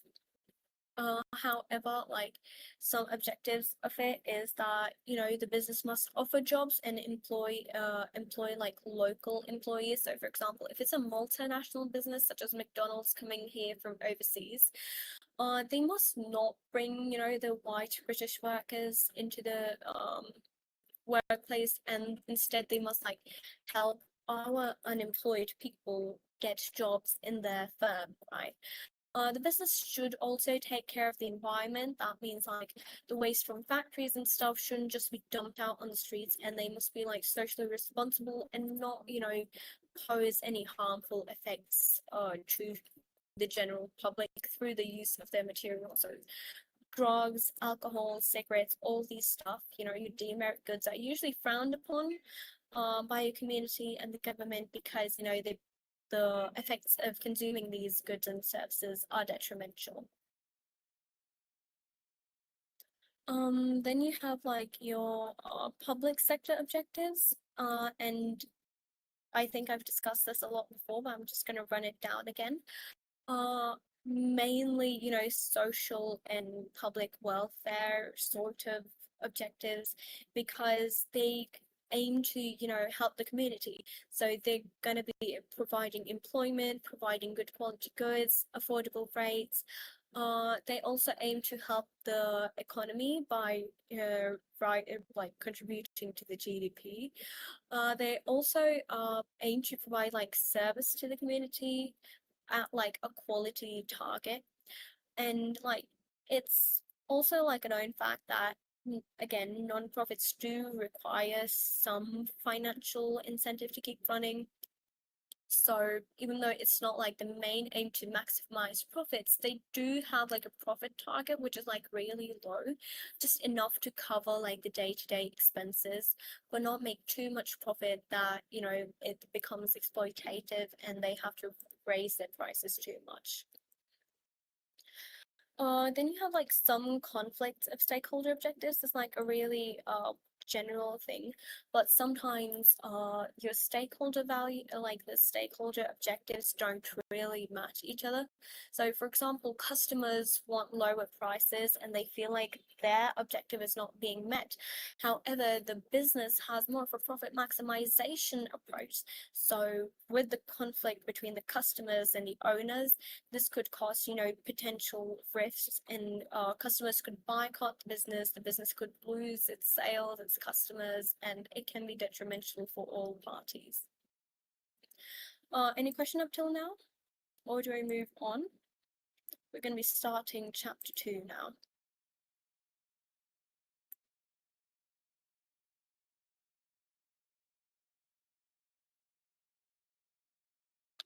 Okay, yay. We're starting chapter 2, which is people in business. Now, this is a pretty straightforward chapter. Okay, so first up we have motivation. Now, motivation is pretty interesting because people, like, if you really think about it, who wants to work, right? But people do work just the way as we're studying right now. For example, if we were given the choice, we would never opt to give. Like, some of you might because it's fun, but I know the majority of you the majority of you don't wanna. So some reasons people do work is to, have a better standard of living, to be secure and, not live out on the streets or have like insecurity, to gain, status and experience and feel qualified. And just, sometimes they have fun in the job they're actively doing, such as I have fun teaching you guys. I don't really get anything out of it other than, just pure job satisfaction. And all of these factors combined, and individually as well, I guess, they're known as motivation.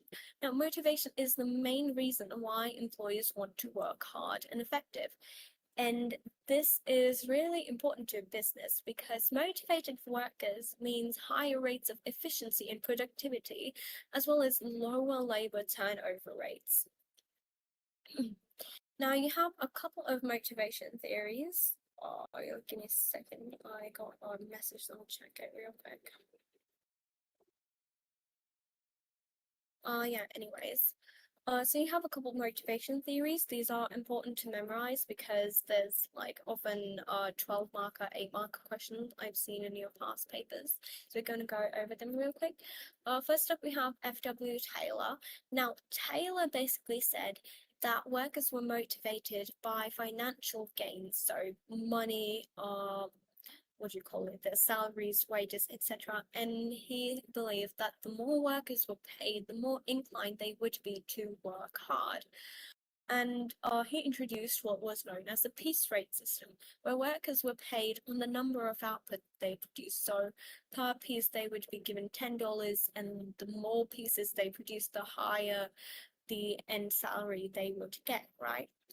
And this theory was really backward and it's not entirely true because workers aren't solely motivated by money. Yes, some desperate people might have been, but most people, especially in white collar jobs, the kind we usually discuss in business studies, they need a lot of other incentives to work aside from simply, good salaries. They want to, feel important, powerful, they want to have fun in their jobs, as I said before, right? Then we have Maslow's hierarchy, which was a more progressive theory of its time. Now, he created this pyramid, you see, right? And he said that people have like this like step by step ladder of motivation, and by fulfilling each ladder, the desire of getting to the next rung of the ladder was a source of motivation itself, right? So you had your physiological needs at the bottom of the pyramid. So this like your basic animal needs such as food, rest, shelter, etc. And after that, you had your safety and security needs, so protection against danger, like hazard pay, poverty. You wanted fair treatment and, the guarantee that you won't face discrimination or unlawful termination of your job. Then you have social needs, which is essentially, community, friendship, a sense of belonging. Then you had esteem needs, which was having status, recognition, and then you had like self-actualization, which was feeling that you've achieved all that you can and wanting to become the best version of yourself that you can. Now, Maslow believed that you cannot attain like the next upper part of the pyramid without like fulfilling the bottom foundation first. So if you didn't have your physiological needs met, you could do anything but like not reach social needs, because psychological needs aren't met, you're not gonna like move up the ladder. So you had to move step by step to attain all levels of motivation, right? Um, and like Herzberg, he built onto this theory, and instead of like making a pyramid, he said that people have like two sorts of needs, or two, there were like two factors that contributed to motivation. Now, you had what were known as your hygiene factors, so just like physiological needs, your work conditions, status, security, relationship with employees, stubbornness, and the salary, if it's fair or not. These were like all your hygiene factors. And then you had motivators, which he coined were achievement, recognition, growth and development, promotion, and the satisfaction you get out of work itself. Now, I personally am a fan of this theory. Herzberg said that people need both of these factors to be motivated, because hygiene factors, if they're completed on their own, they don't serve to motivate them. They must be paired with motivators. However, if we had motivators but not hygiene factors, then your workers would be severely demotivated. No matter how many motivators you add, you need hygiene factors, for hygiene factors alone aren't motivation. And this is a theory that is still used today in a lot of firms. Any questions, or do I move on?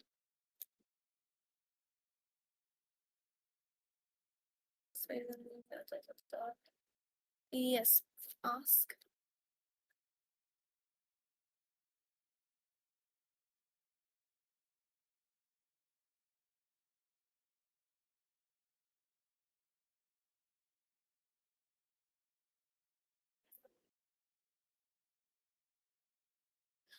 You do need to learn all these factors, because in your question you're often required to explain the factors.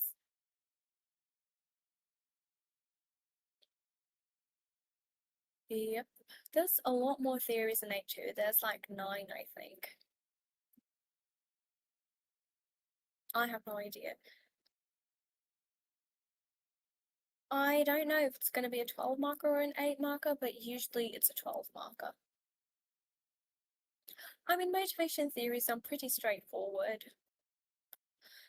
So if it asks me to list 2 Herzberg ways to motivate, do I say hygiene and motivator, or the ones in each? In a 12 mark question, I'm assuming you're gonna be explaining your hygiene factors, 2 paragraphs for each hygiene factors, and then you're gonna have like 2 paragraphs explaining 2 different motivating factors, and then in your conclusion you're gonna write why it works like together, and why he actually said that you need both of them, and why hygiene factors. No, I'm not from Rome. What? Anyways, where was I? Yeah, so I was saying, and in your conclusion, not your conclusion, like your last body paragraph, I'm sorry, you're going to be writing why you need both hygiene factors and motivating factors, and why hygiene factors alone don't work. That's basically how you're going to structure it. For an 8 marker question, you can only write about like hygiene factors, 1 hygiene factor, and then motivating factor, what it is briefly, and 1 motivating factor, let's say achievement. It's not guaranteed to come, but it's pretty common. I've done this sort of question myself in both my IG and AS exams, so I would say there's a pretty good chance of it coming. Who doesn't work alone?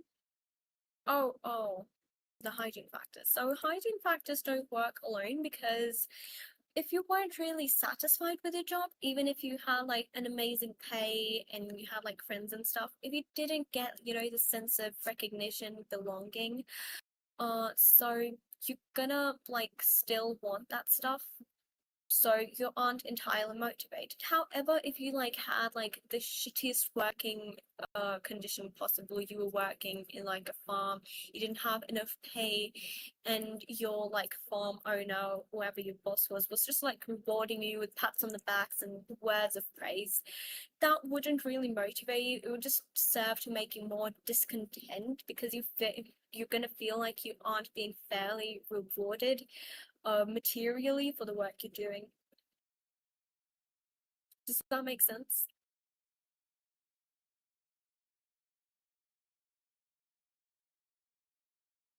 Yes, you do need to have like a good working environment to feel mentally rewarded. It's the same case as you can show like a starving child a movie, but they're not going to focus on the movie if they're starving. They must need food to eat first to actually enjoy the movie. I know it's a stupid analogy, but yeah, essentially. Okay, good. Any more questions?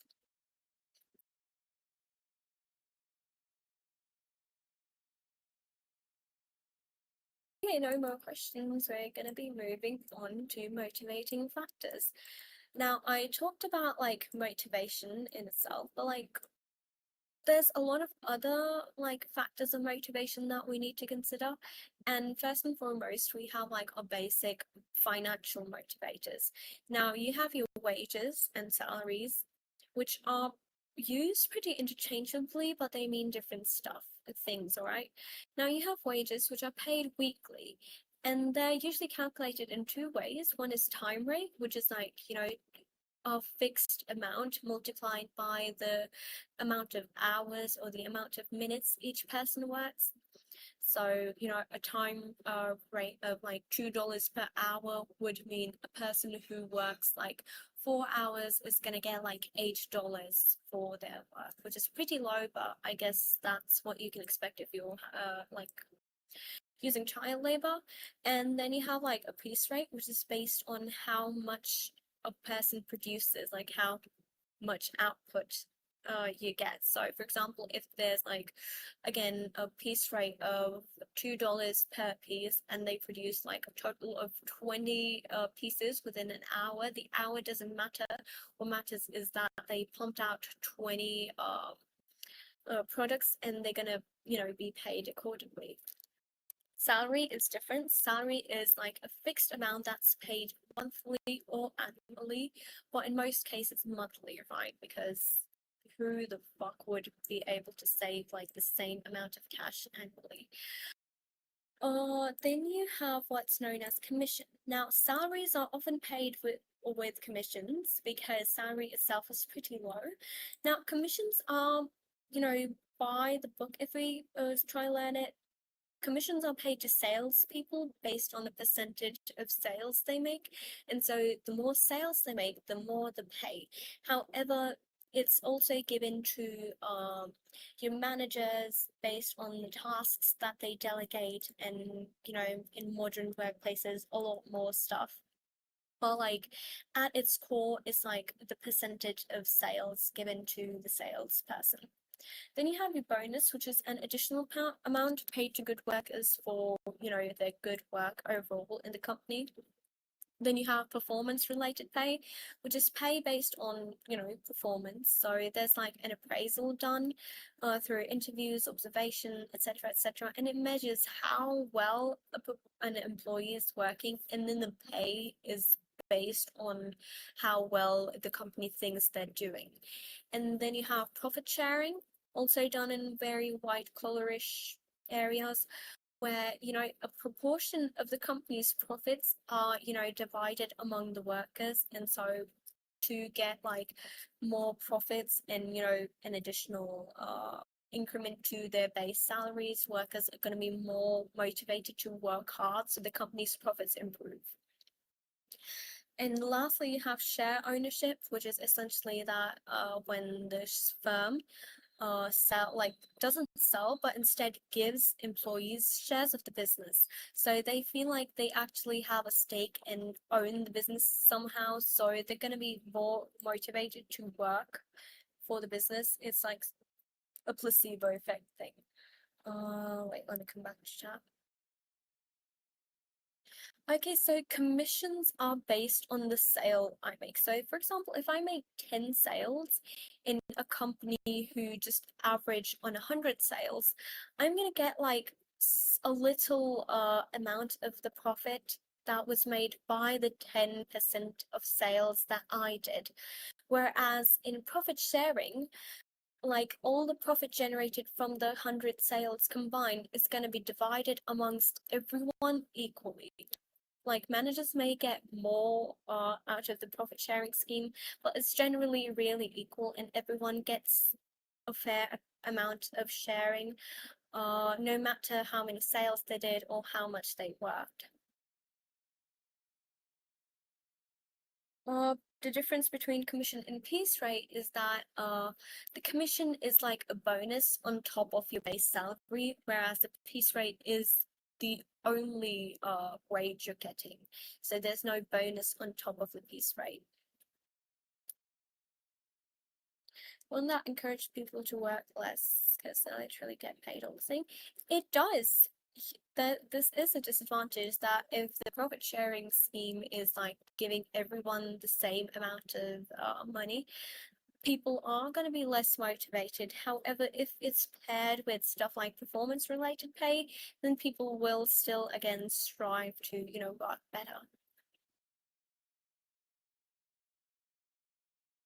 Are there any disadvantages for each method of payment? Yes, do you want me to go over them in detail? I will go over them again. Okay.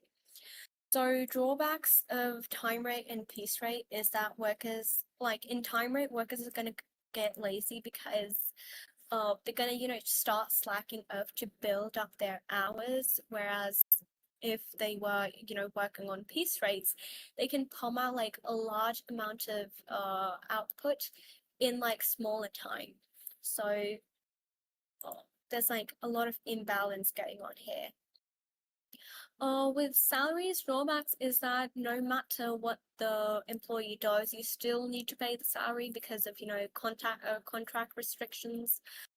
Drawbacks of commissions are that you gotta, you're losing a percentage of your profit, and this leads to, less profit that you can reinvest into the business, and in turn, more opportunity costs, etc., etc. Bonuses, again, you're giving them extra cash from the profits, so again, you're left with less profit. Performance related pay is interesting because, on one hand, while it does seem efficient, it's not really efficient because managers or whoever's in charge of the appraisals, they're going to go around asking people what each person is like, yada yada. And this leads to like a lot of time wastage, as well as if you're hiring like external people for appraisals, it's going to result in a lot more costs to, actually call in the people, conduct the appraisals, and then sit down to calculate each person's, performance pay. Code a program, something that does this stuff, da da da. Actually, even barely, like, when you touch it.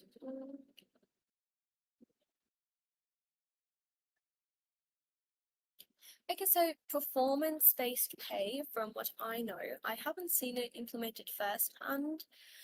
It's usually paired with like bonuses and stuff. So usually what happens is that managers are gonna go around and see who the most hardworking employees, who's putting in the most hours, who's getting the best results out of the team. So for example, if a team is a mix of, HR, in charge of the presentation, finance, etc. He's gonna like with your business objectives and the business goals, he's gonna match out each person and how close they're hitting the targets that they've gotten and how motivated they are to, do it. If someone's just like doing it because they're forced to without like putting actual thought and heart into it, they're gonna be, performing less than someone who isn't like exactly hitting the targets, but they're still pretty motivated and trying their best. And it's really subjective, and that's why it's not always fair. That's why it's not really implemented nowadays. However, in previous times, this was like a pretty common way of paying employees, but there was like a lot of managerial bias that comes in play with this sort of pay.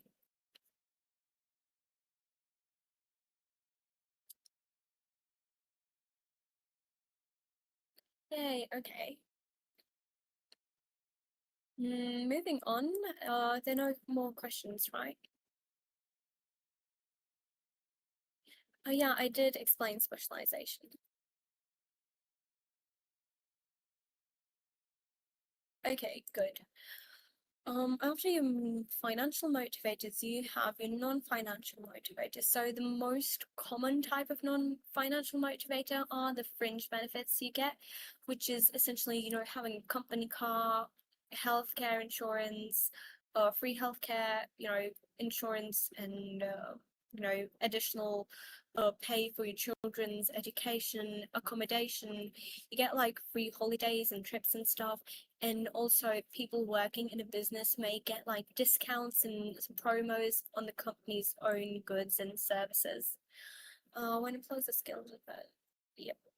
Okay, no questions. I thought there was a question. Yeah, so all of these things combined are your fringe benefits because they're not exactly monetary. They're like just extra stuff you get with the job, and they usually work to, promote status and feeling important in a company. Fringe benefits are often like cars and healthcares, etc. Like healthcare is like a pretty basic fringe benefit. However, like getting company cars, laptops, and stuff is usually reserved for managerial positions, so there's like that thing as well. Then you have like job satisfaction, which is like the enjoyment that you get out of your job. Because as I said, there's like a lot of people who would want to work even if there wasn't like an exact monetary thing to it, because you've seen how a lot of rich people, they still come into the office to work even though they could easily just sit at home and lounge and have like the business take care of itself, but they want do it because they want to feel like they're part of something, they have fun at their job. So it's like a pretty important part, reason people do come into the jobs regularly. Then you have like job rotation, which involves, moving around workers every now and then, because as I discussed before during specialization, I said that workers get bored of doing the same task over and over and over again. So what job rotation does, it keeps each employee feeling, uh, like they're doing something new and not get bored.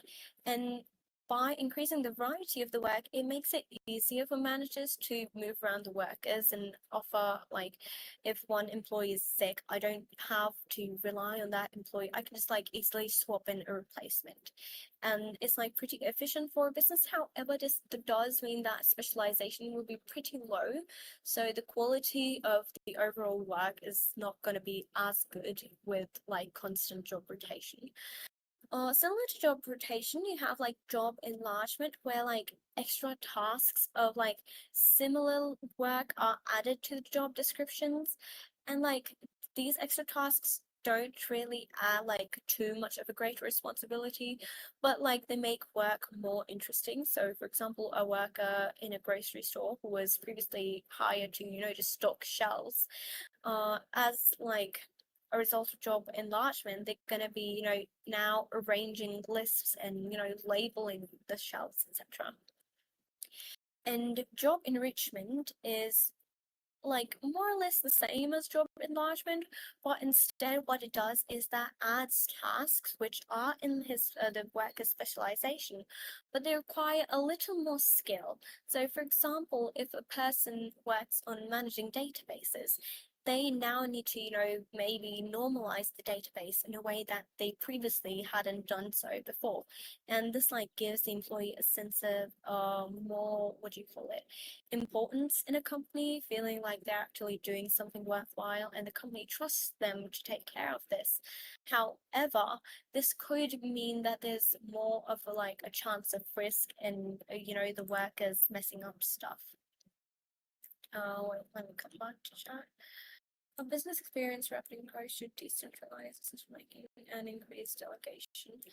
I will come back to this question in a bit because I haven't covered it yet, and I haven't done any past papers till yet. Do hold it on for if we have time at the end for solving questions, right?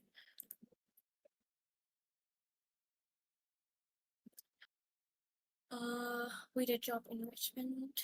Yeah, so moving on to team working. Team working is essentially giving a group of workers a task instead of like individual workers one by one. And this essentially just fills the social need of people wanting to be part of a community and working together, right? So nothing too hard and fast. So opportunities for training. Workers are motivated if they feel like they're learning something new or if they're like increasing their expertise in an area. And so for the sake of learning, they're gonna be motivated to do their job well, to learn more. And then you have finally opportunities of promotion. So wanting to, be promoted to a higher, what do you call it? A higher position, get like a higher salary. I guess salaries would be considered monetary, but with promotion you do get like other benefits such as extended fringe benefits, etc., as well as getting to that level of self-actualization where you feel like you've maxed out to the best of your abilities. Any questions for this chapter?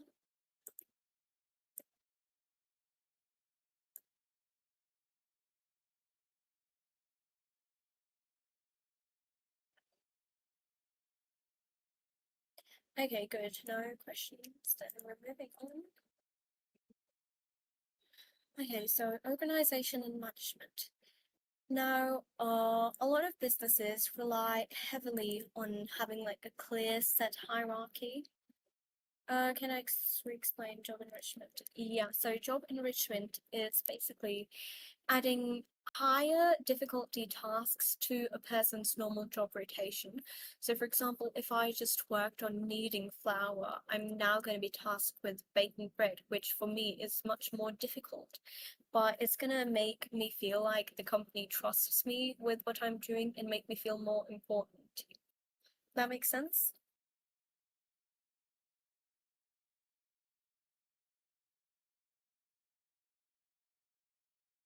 Okay, good. So moving on, so organizational structures we were discussing. So a lot of companies do rely on having like set hierarchies to follow. And this usually like your managing directors, bosses and stuff passing on commands to lower employees.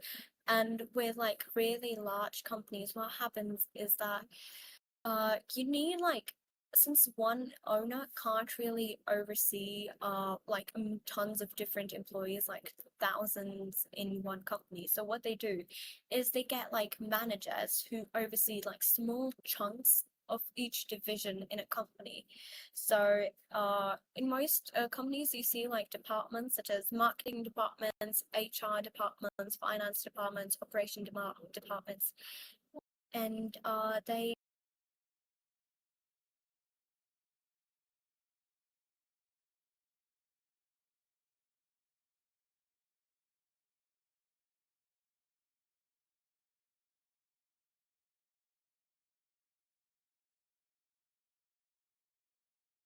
yeah, sorry. Anyways, as I was saying, so yeah, my bad. I knew I'd muted for a second. As I was saying, so with like each department, they like you have these four main departments, and then they're like broken down into more departments, divisions, whatever you want to call them. And so each division has like a manager who reports to the manager of their department and so on. And this sort of like distributes the responsibility among different people. So the owner doesn't like need to look at the whole what do you call it, company, but instead they look to the managers who then look at their managers and so on. Now, advantages of this is that employees are aware of what communication channel is used. Everyone knows their position, so people know what they're accountable for and who they're accountable to. It shows the links and relationships, and it gives everyone a sense of belonging as they appear on the organizational chart. Now, there's a thing called span of control. Now, the span of control is the number of subordinates working directly under a manager. So a manager leading the, what do you call it, the HR department would have a span of control of, let's say, 100 members, whereas the span of control of a finance manager may be in like the thousands or whatever. And then you have like the chain of command, similar to how we talk about our chain of analysis. It's the structure of like how communication like flows through point to point. So you have like your main big boss, then you have like your head manager, then you have your regional managers, and then you have your division managers, etc., etc. And that's how your chain of communication flows through. Um,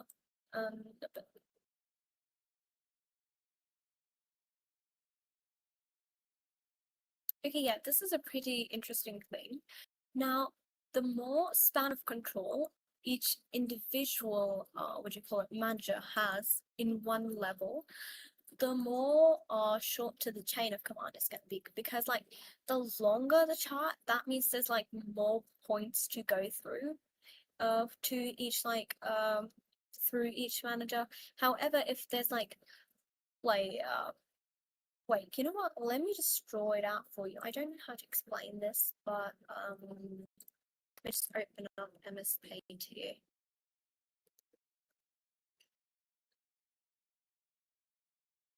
Oh, can you guys see my screen?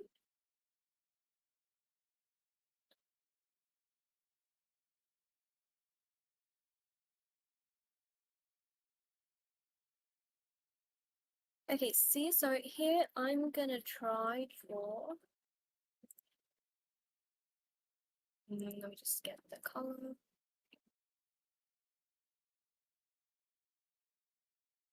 Oh, my bad.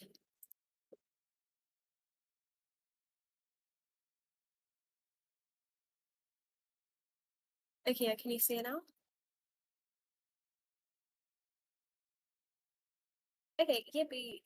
So a horizontal organization structure is going to be like this is your main boss, and then you have like two managers under this dude, right? We have manager A and manager B, and then like under these like people, oh shit, you have like tons of different employees. So let's say these are like 100 employees. Ignore my horrendous drawing. I'm using a mouse right now. My stylus isn't charged. And let's say this is like a good 500 employees, right? Now, the chain of command, you see, if this dude issues a command, it's going to go from here directly to these two channels, and the transmission is going to end here to the employees. However, in a more vertical, what do you call it, structure of management, you're going to have like big boss and then another manager, and then this manager is going to oversee like more managers. So you have like two more managers, and these managers are in turn going to have like more managers they are responsible for. So the student has three managers. Let's say he's in the finance department, while she has, let's say, two managers, right? And you kind of get the point. And now this dude has like 30 employees, 20 employees, 50, 10, 85. Now, the same command, if it was this guy issuing it, he would have to tell it to him, who would then tell the same command to these guys, who would then transfer over that like command to all of their like managers, and in turn would then give them to their employees. Now you see like the chain of command here is pretty longer than in like a more vertical, because like a vertical chain of organization, and this is because like there's a lot more points the command has to go through to reach like the desired level. So the less levels there are, the shorter the thing is going to be. I hope that makes sense, yeah?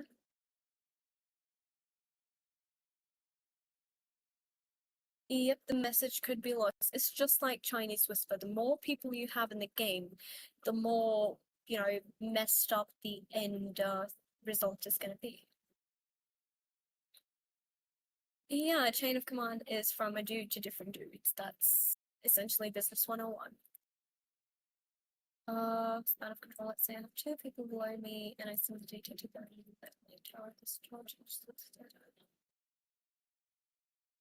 Yep, okay. Don't save. Okay, yeah. Sharing my browser again.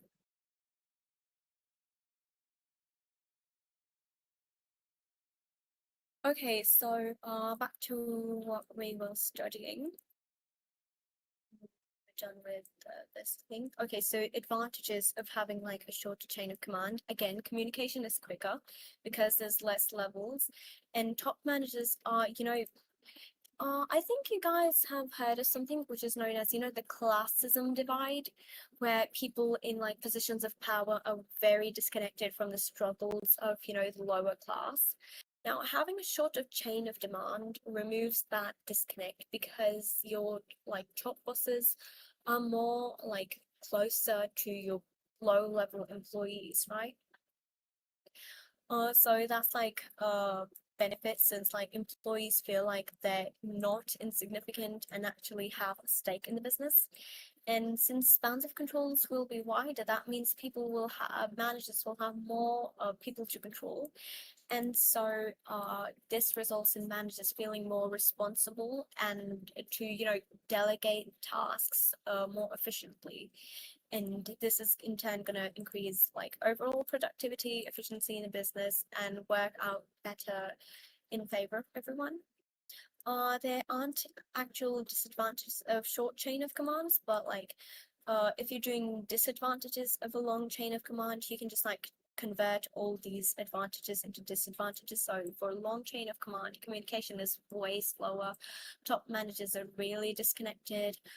Spans of control are narrower, so your managers don't have like a lot of options to actually delegate their tasks to, etc., etc. Oh shit. Yeah, anyways, so you have like two types of managers. You have line managers, and line managers have like authority over people directly below them. And so traditional marketing, sales, etc. managers are like your main examples. And then you have like staff managers who are like there to provide support, information, and assistance to managers. So, for example, the IT department manager mostly act as, staff managers because they're like actively managing staff with like your normal managers. Now, there's a lot of roles that management plays. One main role they have is like planning, setting aims and targets, etc. To plan out resources required, plan out goals, all of that stuff. Then you have organization, because managers need to organize their resources, which includes delegating responsibilities and assigning each employee a job, assigning where each like the budgeting stuff, they're gonna like look after where each like penny of the budget is going to be spent, how much is going to be put into this operation versus that operation, all of that stuff.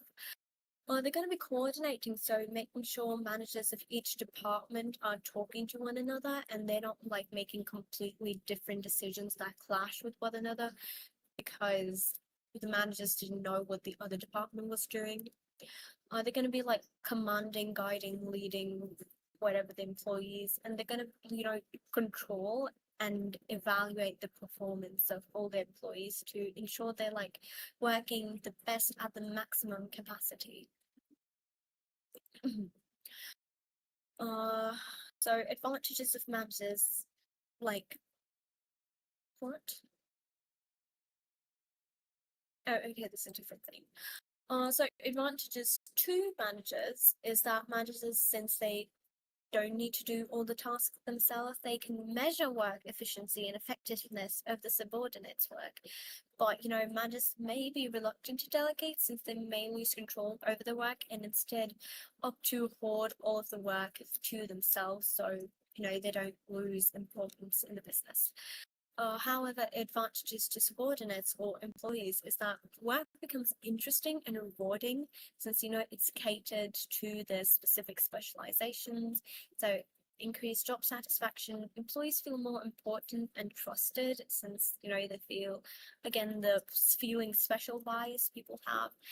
And so this can act as a method of training and opportunities. If they do a good job, the manager can put a good word in for them and they can get promoted. Now, in a company, there's like not a single style of leadership that is used in all businesses. So different companies, depending on the industry and the philosophy of the owner themselves, have like vastly different leadership styles. So one of the most common leadership style is the autocratic leadership style, where managers are expected to be in charge of everything, and they want to have their orders followed. They do all the decision making. Employees are just like background characters or manual laborers, and communication is very one way, like top down. So employees have like little to no say. This is like really old philosophy, but it's still somehow widely used today. Then you have the democratic style. It's where managers involve employees in the decision making. And communication is two ways, so top down, bottom up. And so information about like plans and stuff, goals are, openly passed down to the employees, as well as employees are encouraged to give their feedback to the management. And so the management uses the feedback and all the complaints and stuff to accurately make decisions. And then you have your laissez-faire sort of leadership, which is essentially the style of like do whatever you want as long as you hit the targets. And the management essentially just makes sure that the output is what they desire, but the employees can use any method they feel like they want to achieve what they feel like is going to be the best target for them. Give me a second, I need to sneeze.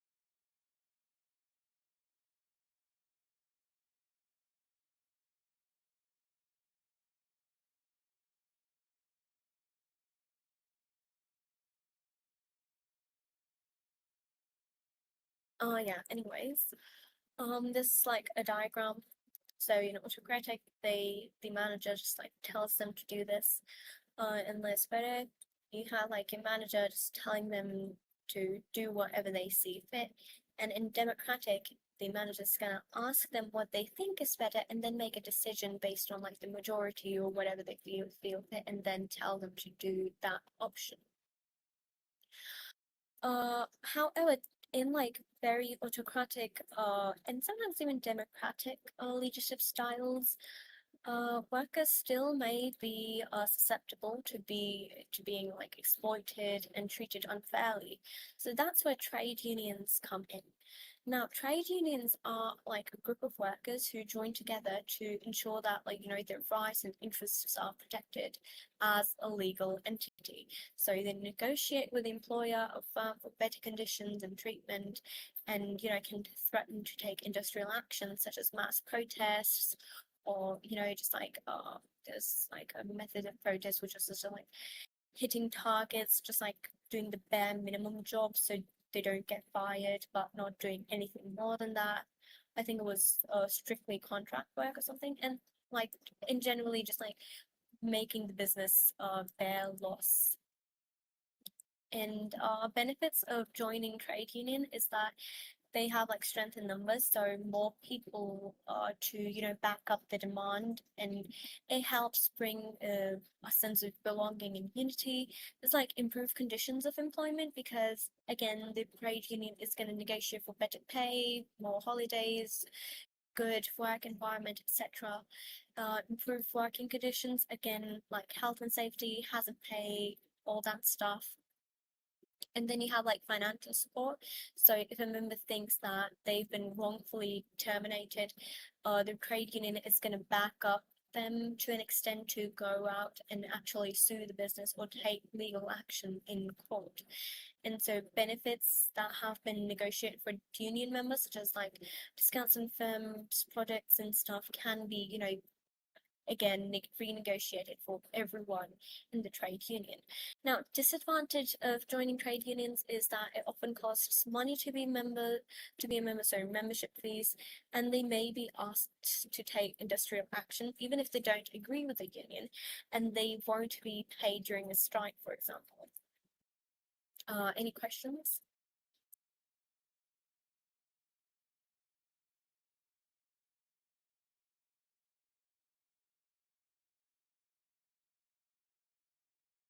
Okay, no questions. Moving on. To chapter 3, chapter 2, unit 3 got down.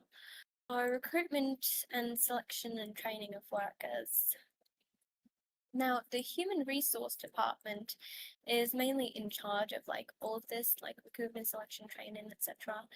And the main role is again recruitment, selection, taking care of wages, salaries, promoting industrial relations, training, ensuring health and safety is like top notch, and redundancy, dismissal, and taking care of employees who are no longer needed in the company. Now, recruitment is an important thing, you guys must know. I've seen a lot of questions. So recruitment is basically the process of, identifying that a business needs to employ more people to fill a specific job or role, and then, working to fill that gap. Now, a vacancy arises when an employee either resigns or is dismissed, or if a new job or a new operation starts up and they realize that they don't have enough manpower or they don't have enough expertise for that job. And so what they do is then they draft what is known as a job analysis.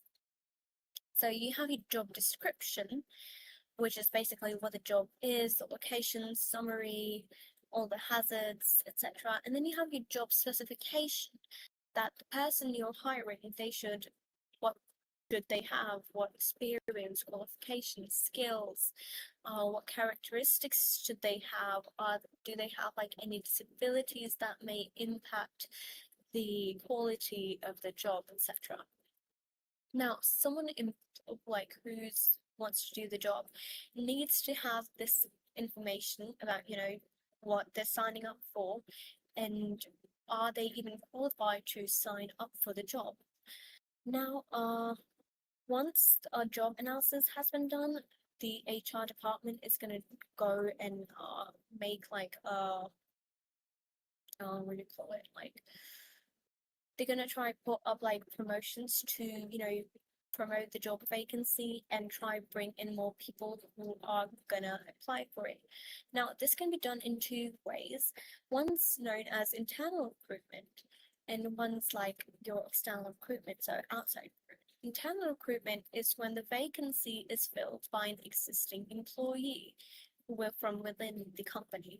Now, advantages of this is that it saves time and money, so you're not advertising the job outside of the business via ads, posters, etc. The person's already really familiar with business, so there's no extensive training. The person knows the work culture really well, and it's motivating for other employees to see their colleagues being promoted, and it like motivates them to work hard themselves, so they are promoted themselves. Now, disadvantages are that, no new skills are being brought into the business, no new ideas, nothing. And there's like a lot of jealousy that could grow among the workers and also lead to, managerial bias. And sometimes with internal recruitment, managers are going to select the person who they don't think is best for the job, but simply because they want that person to get the promotion or get like high salaries, etc. On the contrary, external recruitment is when a vacancy is filled by someone who's called in from outside the business, and it's not like an existing employee in the business. Now, this can be done via newspapers, job centres, adverts, posters, all that stuff. Can you say because of jealousy, motivation reduces? Yes, you can most definitely say that.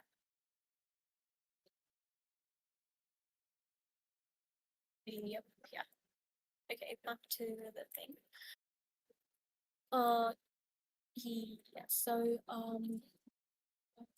Yeah, so job centers, TV adverts, newspapers, all that stuff. And they do need to spend money to advertise the job on like platforms such as these, but they can also delegate the responsibility to recruitment agencies who, go to advertise, recruit, and then send candidates they think are what do you call it, qualified enough for the job to the company when they request it, but they also do require payment as well. When advertising the job, the business decides what needs to be included in the advertisement. So, if they want to add the salary or if they're going to negotiate it, if they want to add the terms, if they just want to add like the base job title and have people actually email, and depending on the actual person who's applying, negotiate everything. And when a person is interested in a job, they apply for it by sending what's called their CV, which is the curriculum vitae, or the resume, and details the person's qualification, experience, skills, etc. And this is like the document the business uses to see if the candidate they're, considering is actually qualified or not for the job. Now, selection happens when applicants who are shortlisted based on the CV are going to be interviewed by the HR manager. And, they're going to ask them questions about themselves, some more in-depth on things like their previous jobs and stuff that, they want clarification on based on the CV. And things that interest them, really get like in-depth grip of what their skills are, if they're bluffing in their CV or not, because that's what you call it, also risk, because if the employee claims they know something and then after they're hired you see that they're not performing as well as they promised, that's like a loss to the business, since they spent like money recruiting the person, actually hiring them, paying salaries for less than expected output. So that's why selection is really important. When a candidate, finally passes selection and everything, HR and the candidate, like the new employee, they draft what is called as the contract of employment, which is like a legal agreement between the employer and employee, listing their rights, responsibilities, and other clauses of the worker. Now, this includes the name of the employer, the employee, job title, date of employment, like your fixed hours, your like rate of pay, other benefits, the time of payment, holiday entitlement, and notice of termination, etc., to ensure like for both parties working remains fair. Also, I know I'm speed running all of this, so if you do have a question, just ping me and I'll stop. Anywho, employment contracts are like, there are two types of contracts. So you have like part-time employment, where you don't have to like, it's not 9 to 5. Employees can spend like 3 to 4 hours per day in the business, whereas full-time employment usually has like 9 hours, 5 hours, 6 hours, somewhere in between each day to the work. So as they said here, between 1 to 30 hours is part-time and above 35 hours a week is full-time employment. Now, advantages of an employer to a part-time employment. are like more flexible hours of work, easier to ask employees to just work at busy times, easier to extend business opening and operating hours, work lesser hours, so employees are more willing to accept lower pay, and so it's less expensive than employing and paying full-time workers. However, disadvantages of part-time employment is that less likely to be trained because the workers see the job as temporary. It takes longer to recruit two part-time workers than like one full-time worker because you're essentially recruiting two people. And part-time workers are less committed to the business and more likely to leave if they find like a better job which pays well, has better conditions, and they're less likely to get promoted because they won't have, the skills, experience, and the culture gained by full-time employees. It's going to be more difficult to communicate with them since they're not on duty all the time. Yeah, so anyways, also for these advantages, like advantages of part-time employment are the disadvantages of full-time employment and vice versa here as well. So you can just learn this, and if you gotta like write the advantages and disadvantages of full-time workers, just like invert all of this. Then you have like training. Training is really important to a business as it improves the business the workers' skills and knowledge, because training helps, if you have a worker and they're not really, skilled in how to do certain stuff, they're not going to be as productive. However, with like, if they're like shown really hard working and motivated capacity, like, what am I saying, honestly? If a worker's like really committed and hardworking, even if they don't have like the skills needed, you can like send them off for training so they improve their skills, and in turn like efficiency is boosted because they have like both the what do you call it? They have like both the skill and the motivation to keep working. There's two types of like training. There's induction training, which is training given to new employees just as they join the firm, and advantages: this helps new employees settle into the job, must be a legal requirement to give, health and safety training, and so they're less likely to make mistakes in the long term. Disadvantages are it's time consuming, and so wages also still have to be paid during training even though they aren't working, so it's like an added cost, and delays the state of employee starting the job like inefficiently because they're still in training, they're not actually working. Then you have like on-the-job training, which occurs by watching a more experienced worker doing the job, and advantages are that it ensures like production from the worker while they're training, and it costs less than off-the-job training, and it's training specifically to the need of the business. However, the trainer will lose some production as they're like stopping in between actually teaching the new employees, and the trainer may have like some bad habits that would be passed on to the trainee, and it wouldn't really be recognized as training qualifications outside the business like officially. Then you have off-the-job training, which involves getting sent out somewhere to be trained by specialized trainers. Advantages are that you'll learn like a lot of new stuff which is new to the business as well, and employees can be taught like these skills and come back to the business and teach them to like the employees that weren't sent to the off-the-job training later on. Disadvantages are that costs are high. It means like wages are paid but there's no work being done by the worker while they're off the job, and additional qualifications mean it's easier for the employee to go ahead and search for another higher paying job, right? Any questions up till now?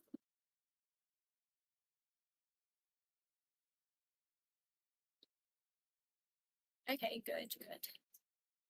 Moving on, we have workforce planning. Now, workforce planning is establishing like the plan of the workforce, how many employees they need, what skills they need, how many skilled employees they need compared to how many, just like man bodies you need.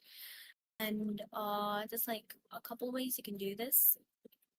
It's like you need to have a forecast of all your operations you're going to be doing in the short term. So if I have like a bakery, I'm going to need like at least 5 people for a small bakery because I'm going to have 2 like working on the counter.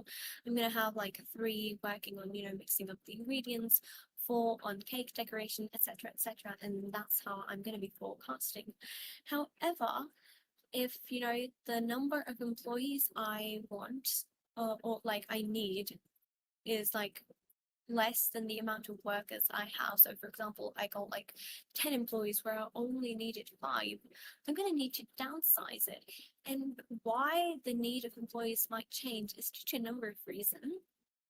Firstly, you have like the introduction of like automated systems. So for example, whereas previously I needed cashiers, now I can just introduce self-checkout and I don't need my cashiers anymore. You have like the thing about falling demand of the product. So for example, if I had 3 people working on mixing ingredients and I'm only selling like 5 cakes per day, I'm only going to keep one, you know, cook in my kitchen because, you know, I don't need as much output because I don't have enough demand. Then you have like when you've got to close a factory, shop, etc. So if I close one chain of my bakery, all of the people who were working in that bakery are going to be fired or made redundant. And then you have, like similar to the above point, if you're relocating a factory abroad, workers may need to be let go because you're going to opt to, you know, actually hire people from the different country into your business for, again, localization reasons, as well as just, you know, promoting to that country's GDP. And since it's more cheaper to get like local employees than bring your own overseas. And yes, also if a business merged or has been taken over by another company and there's like redundancies of a lot of jobs. So for example, if I have like 2 managers for finance, I don't need 2 managers for finance. We've got to let one go. So the one who's showing the most capability is going to be preferred and the other one's going to be made redundant.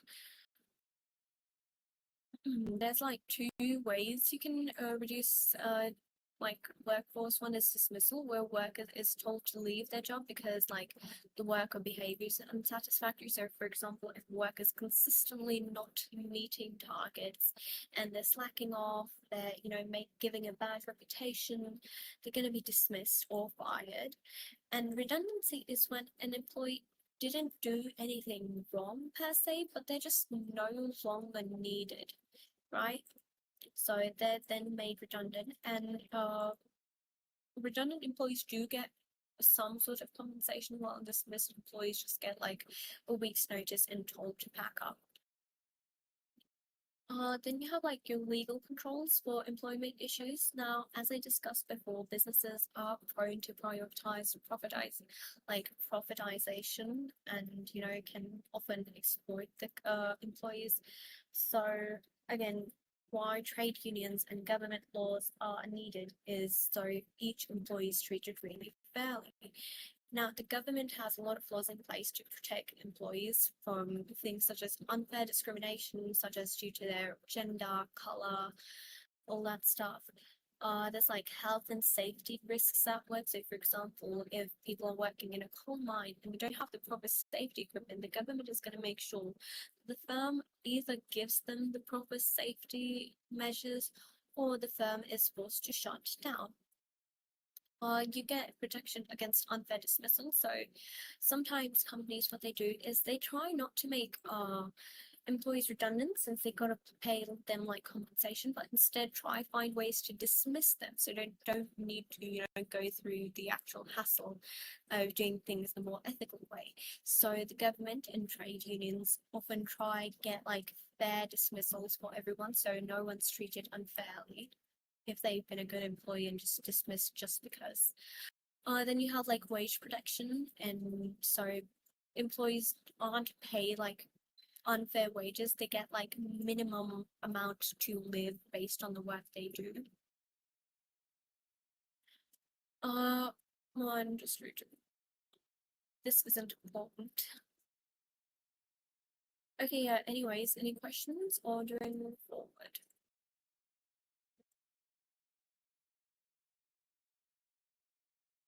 I just realized my recording paused for some reason.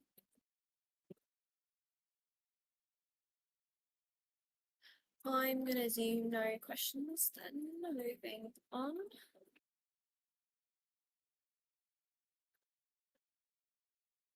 Internal and external communication. the next chapter. Okay, so why communication is effective. I think this is pretty straightforward. I won't be covering this now. Effective communication involves, transmitter, this actual sender of a message, a medium of communication. So, for example, like a call, a letter, an email, a text message, a receiver, and then, a response from the receiver to the message to confirm that they've got the message. Now, there's two types of communication. You have your one-way communication, which involves a message that does not require feedback. So, for example, a sign that says no smoking, or like an instruction does not require a response or like an actual feedback, is known as a one-way communication. However, two-way communication is when a receiver gives a response to the message received. So, for example, you get an email that tells your employees to come at a meeting at a certain time, and the employees are expected to respond to that email. That's two-way communication. You have what's known as downward communication, so messages from your managers to the bottom employees, so top bottom. And you have upward communication, where like your ground employees are giving are communicating with your bosses and the managers. And you have like horizontal communication, which occurs between people on the same layer of the organizational structure, like manager to manager or director to director, etc. There's a few communication methods. You have like your verbal methods for example, meetings, video calls, etc. And like advantages are quick and efficient. There's opportunity to receive immediate feedback. There's more honesty, and speaker can reinforce the message, change tone, body language, etc. Disadvantages are that it can take long if there's like feedback and essentially a lot of discussion and stuff. And in a meeting, it cannot be guaranteed that everyone's listening or has understood. Like, for example, there might be a lot of you who have fallen asleep or have like sort of zoned out. Now, I don't know that. I'm still talking to you guys like you're all attentively here. And since there's no written record of the message that you guys can use, it's like you don't have anything that you can reference to later in writing. You gotta either sit back the whole conversation on YouTube, but in most cases there's no playback and you just have what you're left with in your mind. Then you have your written methods. So, for example, letter, memorandums, text messages, reports, etc. So, advantages are there's evidence for later reference, so you cannot so for example, if I told you guys I'm going to be giving you free candy after this session, and I don't give you free candy after this session, you don't have anything against me. However, if I write a text message in chat that I'm going to give you guys free candy, you can use that against me if I deny ever saying that. I'm not going to be giving you guys free candy. This is just like a metaphor. No free candy. Nuh-uh. You know what? There's my proof. Anyways, so in text messages you can also include details, and text can be copied and sent to many people. What the fuck's wrong with me tonight? Many people. And it's like quick, cheap, and there's room for extensive feedback from all employees. However, like disadvantages are there's like not always direct feedback, and people can lie in the written reports, and you can't ensure that the message has been received and acknowledged, especially if it's like one-way communication. Language can be difficult to understand, and there's like little room for clarification. So, for example, if I just like dropped a text saying you all are gonna fail and just dipped off the face of earth, you can cry out the answer, you can cry out clarification, but unless I come back on, you're not gonna be getting the same feedback you would be as opposed to verbal communication. If I told you guys you're gonna fail right now and you'd ask me why, and I can't run anywhere else. And long messages again may cause disinterest. Like if I just paste like a wall of text here and expected you all to read it, I'm sure you guys are going to get bored. And again, no opportunity for body language to reinforce messages. And then you have visual methods such as diagrams, charts, videos, etc. the way I use like a VTuber to draw you guys in and keep your attention. So this can either present information in an appealing and attractive way or be used as to, a method, like Subway Surfer videos along with me talking. I really should do that for the next session so you guys can attention to, keep people engaged and convey your point across efficiently. Disadvantages, again, no feedback and may not be understood or interpreted like wrong. So for example, you might think I'm teaching you guys Subway Surfers instead of just like having it in the background. So there's a lot of factors that affect the mode of communication of business users. So first is speed, how urgent the message is. If the message is, worth bearing the cost. So for example, a letter of termination would be in written form, even though it's more expensive because like it's of great importance. The message details how long a message is. If like a message is really detailed, then written and visual methods are going to be used. Leadership style also, if there is like a very democratic leadership, then meetings are going to be preferred. However, if it's like very autocratic, you're just going to get like an email which you cannot reply to, and employees are just like expected to say okay to that.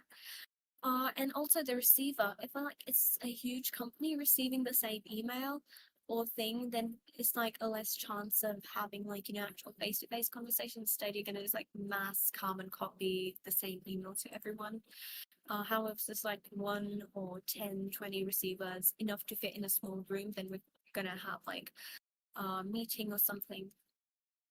The importance of having a written record. So, for example, I wouldn't have a contract of employment over voice chat with someone. That's like important stuff, and that needs a written record that can be referenced later. So that's going to be done in tech. And the importance of feedback. So for example, if I want to hear you guys' thoughts, I want to hear if you guys are understanding the material, I have like chat open. But if I didn't care if you guys understood what I was teaching or not, I would have like closed chat, disabled chat even, or just like, uploaded a video onto YouTube and not read the comments or have the comments disabled. You get it? You have like formal communication or when messages are sent through like established channels in, professional language such as mods in the announcement channels. And then you have like informal conversation, like how mods just hop into off topic every now and then, roast the fuck out of each other and then just dip again, never to be seen again. That's like informal conversation. You have like communication barriers, which are barriers that stop effective communication. Why is this so tiny? Oh my god. Oh, this is a picture. Okay, so barriers are like problems. I'm not going to be reading all of this in detail, but like essentially problems with sender. So the sender doesn't know how to structure the answer well, how to, effectively convey, how to effectively use a medium. The problems with the medium is that the message could be lost. The message may take a lot of time to be delivered, losing the urgent nature of it. It may be taken as too serious or too light. And then you have like problems with the receiver. They may not be listening, paying attention, or they may not trust or like the sender, leading to bias, or they may just like not interpret it well. And you have a problem with feedback. So either like where I expect you guys to tell me what you understood, I just get like radio silence. That's going to be like a problem with feedback. And also if it's received too slowly or distorted. So for example, if my voice is lagging for some of you all, my point is not going to be, clear to you all. And essentially just like it's going to be ineffective communication because you didn't understand what I said. Oh, okay, that's it. Any questions up till now?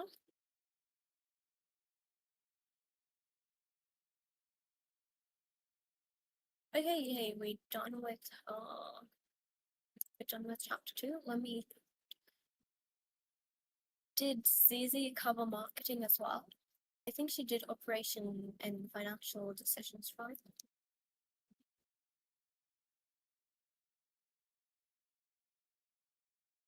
Mm-hmm.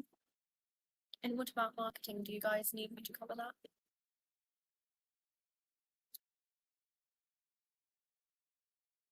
Okay, marketing it is. I hate marketing. Okay, so what is marketing? Marketing is basically, the process of identifying your market and then aiming to, fulfill the demands of market. Globalization and multinational. Low-key, I think they're the same, but technically globalization refers to just like not a specific firm, but like firms in general going global, while a multinational company itself is a company that operates in different countries, more than one country.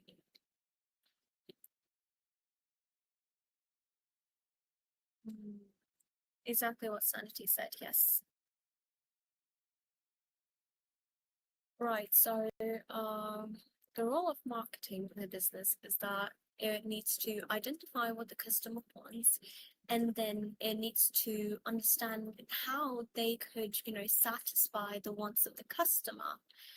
And after, they do they create the product, they launch it, they gotta maintain customer loyalty and make customers aware of their products, any new updates, changes, make them aware of the brand, and also gain keep having updated information on each customer, but understanding what they want, when they want it, the changing trends and everything, and anticipate if customers are gonna shift from one trend to another to better predict what the business should move towards.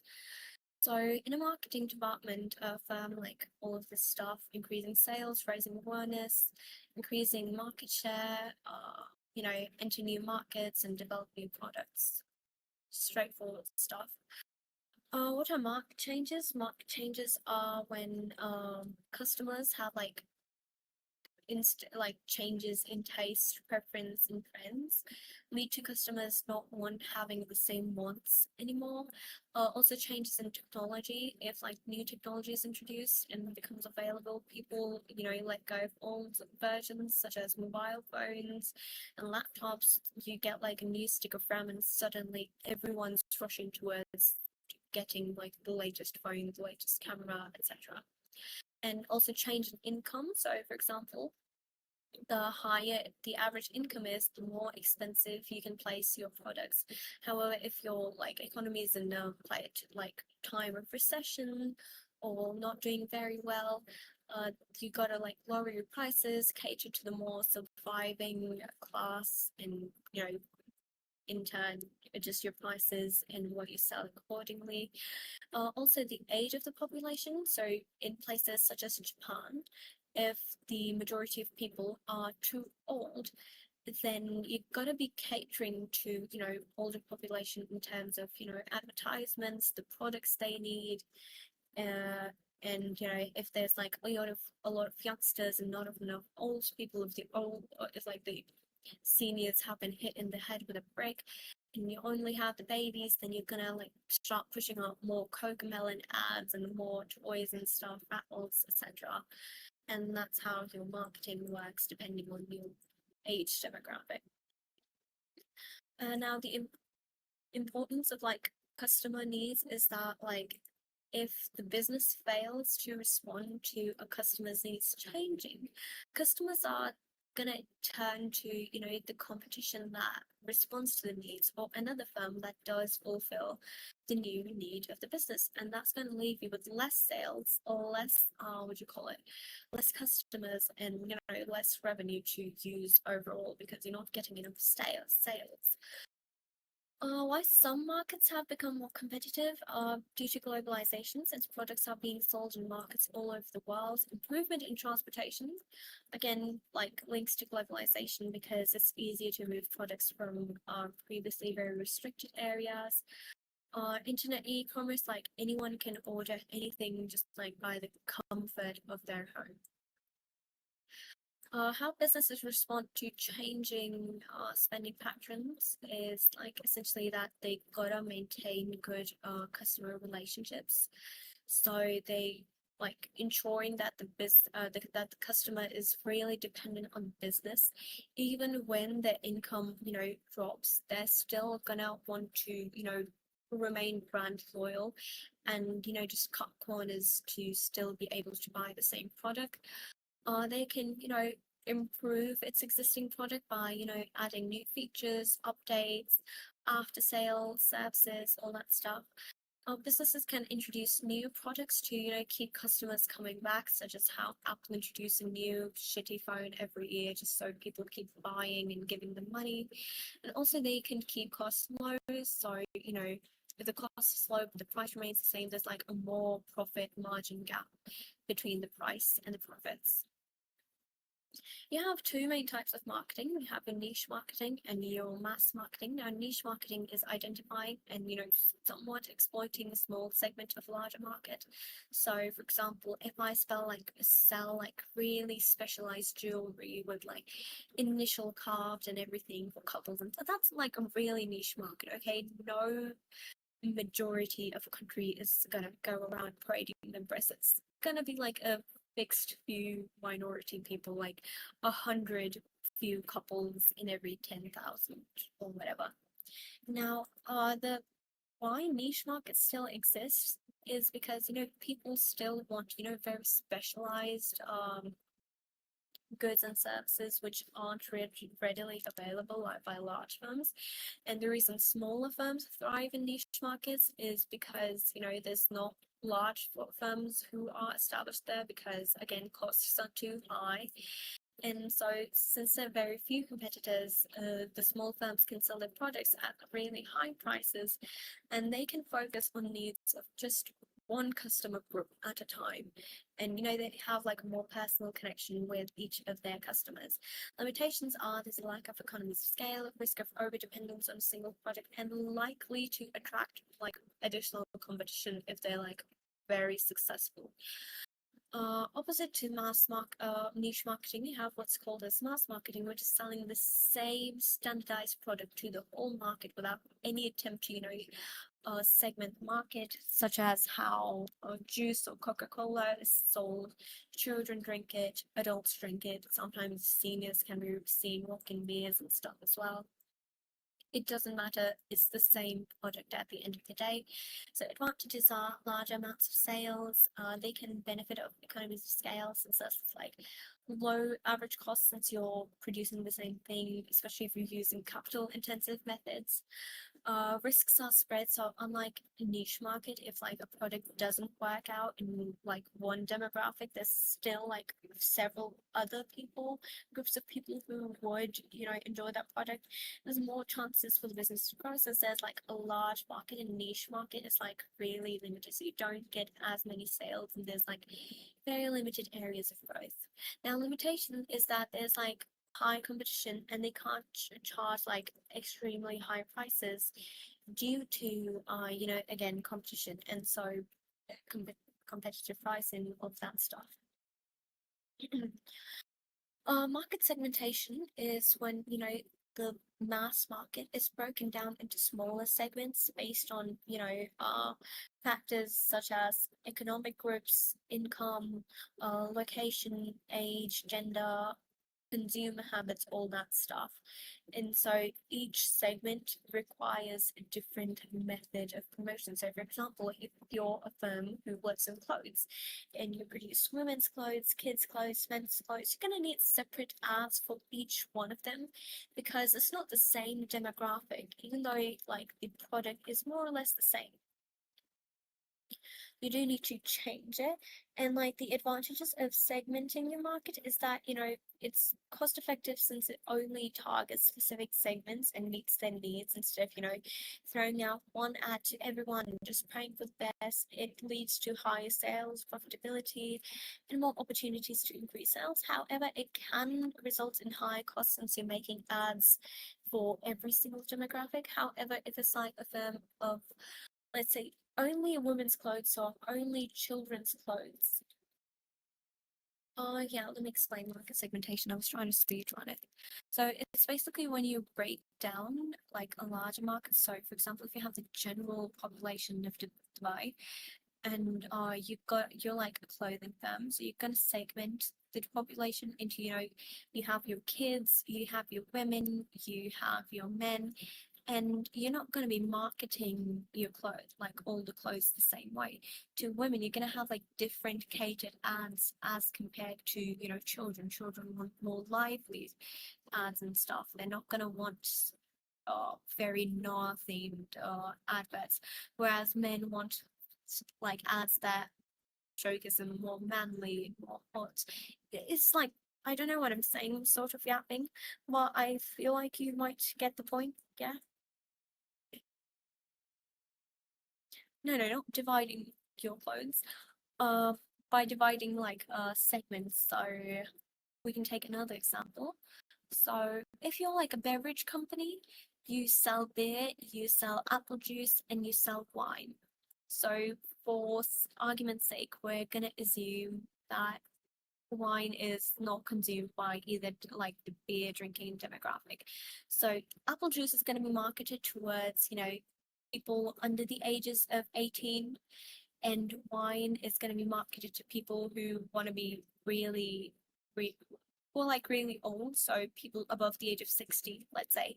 And beer for like the cool folk who just turned 21, it's going to be marketed towards that age demographic. Okay, thank God it makes sense.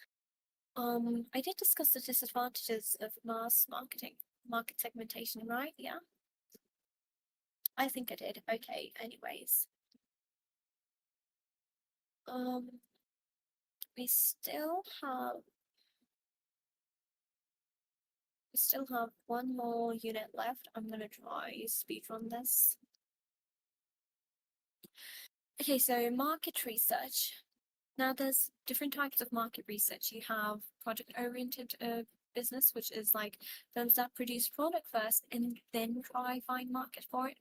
Then whereas like your market-oriented businesses work on, finding a suitable market first, see what they want, and then coming back to actually see a product that they need to develop.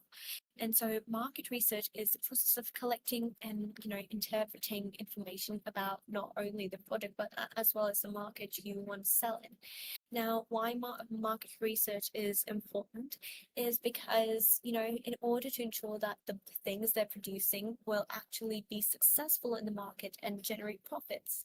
Because if they aren't successful, they could lose money, fail to survive, and, just like waste a lot of cash on something that doesn't really get returned. And so with market research, you can tell if like a large demographic of people are going to actually buy the product, if the product is actually needed, what changes or improvements you can make to the product, etc., etc. Now, there's two types of data that market research gain. It can be quantitative, which is like numerical, like for example, what percentage of people like perfume, etc., etc. That's not really quantitative. A more quantitative example would be, for example, the percentage of people who buy perfume on like an average basis. And qualitative would be, for example, how many of the people, prefer, certain scents of perfume, certain notes of perfume, for example. I don't know.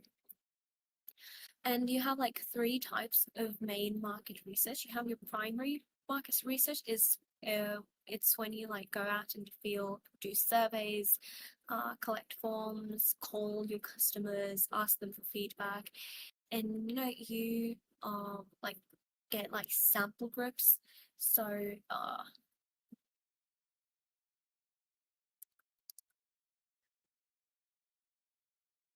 where was I? Yeah, so you have like sample groups who act as like tiny test groups, and then you like pester them to understand, not understand, but like get them to tell you what they think of your product, what they think of like other products in the same industry, etc., etc.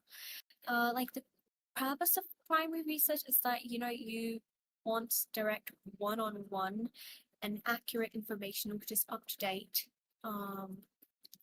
in the market, right? And methods of primary research, as I said, you have questionnaires. I'm not going to be discussing the advantages and disadvantages now. You have like interviews, focus groups. Okay, focus groups are when like a group of people agree to provide information on a product like over time, so they can also test like companies' products. So for example, skincare products. Skincare companies like give out products to influencers, and you can also sometimes apply for them to like receive gift boxes every now and then. If you promise to, give them reviews on how good their products were, how effective they were, etc., etc. And then you have observations, so in the form of recording. So for example, like meters to TV screens to see what channels are being watched, or counting how many people enter a shop, counting how many people, pick up a product, how many people actually buy that product, put it down, etc., etc. Then you have like secondary market research, which is like the most common sort of research, and it's also referred to as desk research. This is the sort of research. Give me a second, guys.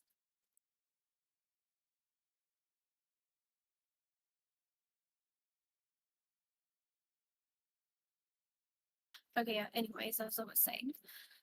So this is the kind of research that's done by not, going out into the field.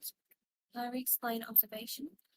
Observation is when you just look at your customers' behaviors, not only just when they're using your product, but also their habits in general when they enter the shop, how many times like customers pick up a certain product, how many, actually buy the product they picked up, or how many just like look at the price tag and put it down. And this gives you like insight on like how many people want the product, how many people can afford the product, if you need to readjust your prices, and if products are being ignored, why so? Is it the price? Is it the packaging, etc., etc.?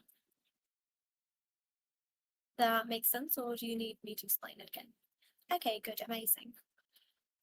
Uh, where was I? Okay, yeah, secondary market research. So you do this by, going through all reports, financial reports of your competitors, average market demographics, surveys done by other people that are made public, etc. And you don't actually go out in the field and do stuff yourself. And there's like two main sources of information. You have like internal sources, so it's like the sales department's own records, pricing data and stuff, like your opinions on distributors and public relation officers, like what do they think is going on with your business. You have like the finance department giving you like cash forecasts, if like sales in 1 month boosted were like a lot compared to another month. So for example, for an ice cream firm, it would be, what do you call it, more likely for them to sell out more stock during winter seasons compared to summer season. No, sorry. In summer season, they're going to be more likely to sell out more stock in compared to winter seasons. No one eats ice cream in winters. Who am I kidding? And the finance people can accurately forecast that yes, December is the month where our sales peaked, so we got to do whatever we did in December, like if there was like a fun marketing campaign, whatever. And then you have like a customer service department. Again, like customer service department has like all the complaints, feedbacks that customers give to them on like a regular basis. You have your external sources of information, which is like government statistics, your newspapers, trade associations, market agencies, and the internet. I'm going to explain the government statistics are basically like the government reports about like populations, age, structures in the economy, such as like demographics, if there's more women in the economy than men, how many ethnicities are in like a certain country, all that stuff you find from your like government statistics. And then you have like market research agencies, so you like outsource your what do you call it, you outsource your like job of actually doing the market research to different agencies, and they in turn do the market research for the company and then give them like a detailed report on everything they've collected, right? And trade associations are essentially like, if there's like a trade association for a particular industry, it's gonna have like reports on like that industry's markets, who the leading firms are, what the average sales are, all that stuff. So you could use those reports to facilitate your data. The accuracy of market research data is a fun thing. Oh, you guys don't have. Okay, that's fun. Anyways, the accuracy of market research data is like the reliability of your market research, because if your market research was done really hastily without like proper safeguards, barriers, and control groups, it may be very biased. So you've got to understand that how carefully the sample was drawn up, the size, types of people selected, the phrasing of the questions, who carried out the research, the bias, the age information, customer tastes, and you've got to point out, especially if the customers are just being polite in the surveys, because oftentimes what happens is that I don't like if I think most of you have gone to a restaurant or something, and been presented with that little checklist of how the service was, and just to not like come across as ungrateful or obnoxious, just take everything as excellent even though it wasn't, and that provides the business with biased data, thinking everything is well, when in reality many other customers may be facing the same issue that you did. And yeah, do you guys have any questions, or do we move on with this?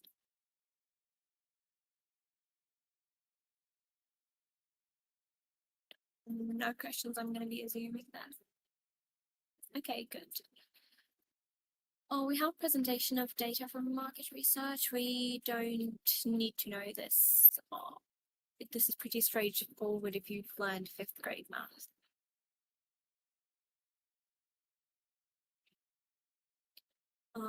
Anyways.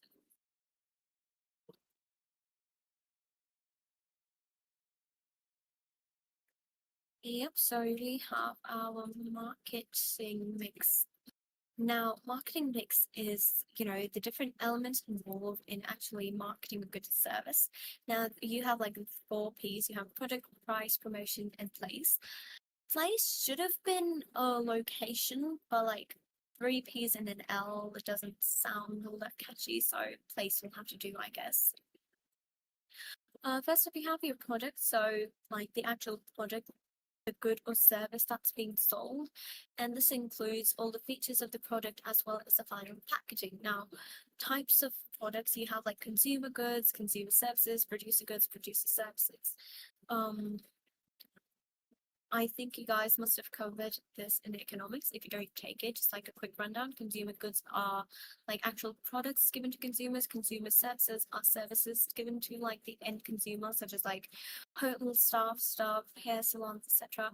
Producer goods are goods given to producers, such as raw materials, and producer services are services given to producers, such as drivers for, the transporting the raw materials, workers, etc., etc. What makes a successful product? It satisfies the existing needs and wants. It's able to simulate new wants from the consumers. So, keep wanting more stuff, right?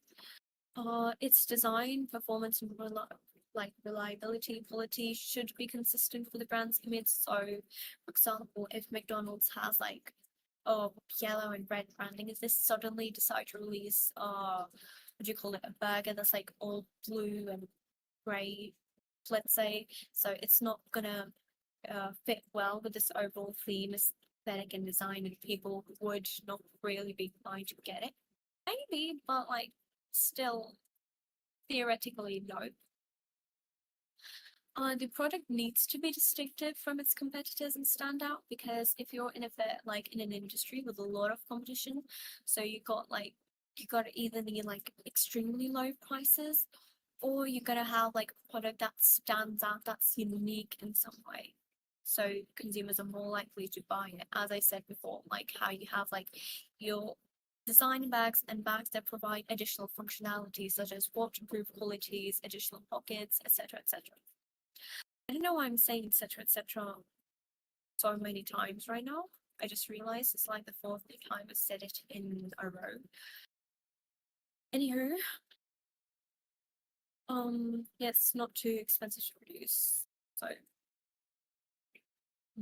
you have like two ways of like developing a product.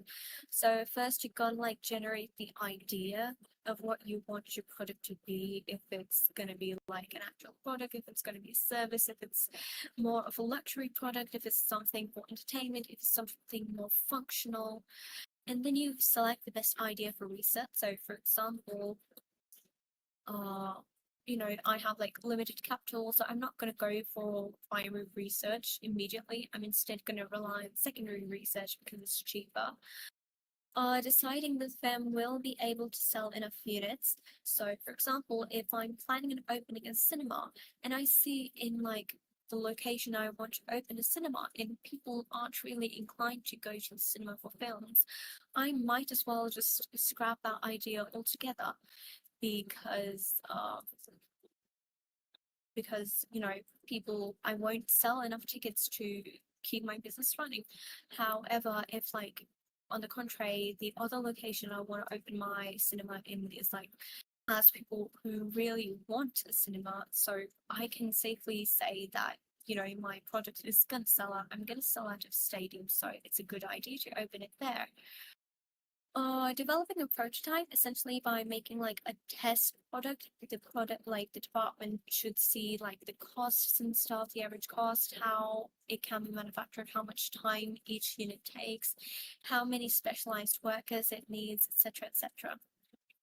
Then you have the test launch. So the developed product is sold in like a small batch to one section of the market to see how well it sells and how many people want it again, how many people just like buy it, don't like it, leave it, and see how it does. And after the test launch is successful, you see like good consumer feedback, you actually launch the product full scale into the market. So it's like mass campaigns, is put to all shelves, all that stuff.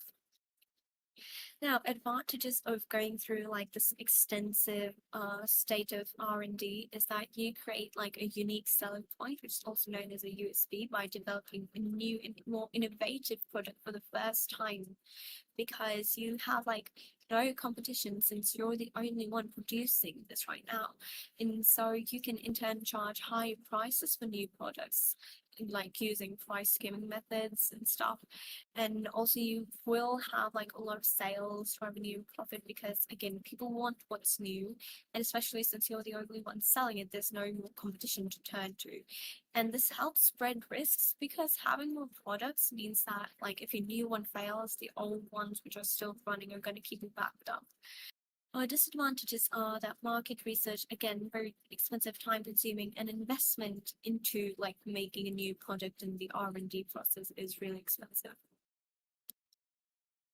Brand image is an important aspect because a brand image is like the identity a company has. And brand loyalty comes from the tendency of the customer to keep buying from the same brand. So if they can't tell the brand apart, there's no brand loyalty. They just have loyalty to the product. In cases where it's like a necessity, such as dish soap, where you have no choice but to keep buying it, you're not going to care if the thing has a label or not. However, if like you have like a strong brand image of being the best dish soap, people are more likely to gravitate towards your brand compared to the other millions of dish soaps available on the shelves. Yeah, same things I discussed. And also it's easier to launch newer products since your brand already has a reputation. These dish soaps are really yummy. So again, it's easier to launch new products since people know that I make amazing dish soap. So if I launch, let's say, bar soap, it's more likely to be preferred than if I didn't have like a pre-standing reputation and just like launch bar soap just because. And an important part of brand image is also packaging, because packaging not only works to protect the actual product, but it also showcases the brand and the name. It also adds value to the product, which lets you, charge high prices, and the brand helps, the customers recognize the product and differentiate it from like the millions of others. You have your product life cycle, and essentially you have like 4 stages. You have introduction, when the product is like during its what do you call it, prototyping phase, soft launch, and after it's like launch full scale, you have like this tiny boom here, and then you shift into growth period where your sales are like rapidly increasing, and then you have like maturity stabilization, where your product is well known, you're making steady sales, people love it. However, like soon after like a big long while, people start getting bored of your product, or like there's more competition, there's not enough innovation, and your product eventually starts entering decline because people no longer want the product. They shifted to more newer alternatives, or just don't need your product anymore. Here's like a list, you can read it after I've sent the link to notes in chat. However, to avoid decline here, a lot of firms use what is known as extension strategies. So these techniques are used to, extend the life and like the maturity stage of a product to keep it in the market. So how this is done is, finding new markets for the product, finding new uses, redesigning the product, or, improving packaging, adding more promotions, deals, collabs with other, what do you call it, products and stuff, and, increasing advertising, promotional activities in general. After that, oh, you guys don't have the Boston Matrix. That's fun and lucky. Anywho, you have your price after that, and then the price is the amount of money, producers are willing to sell, or the consumer are willing to buy the product for. So there's like a few different methods of pricing. You have market skimming, which is like at the initial introduction of your product, you can set a really high price for a product, and then after it's like been in the market for a while, your price is going to get reduced till it's like very low. This is usually done with how you see the iPhones, etc., being released at absurdly high prices, like 500 dirhams for like a measly iPhone, and then over time you see as it grows old, years pass and new iPhones come into the market, it slowly drops in price, sells like what, 1,000 dirhams hardly. And next you have like advantages again.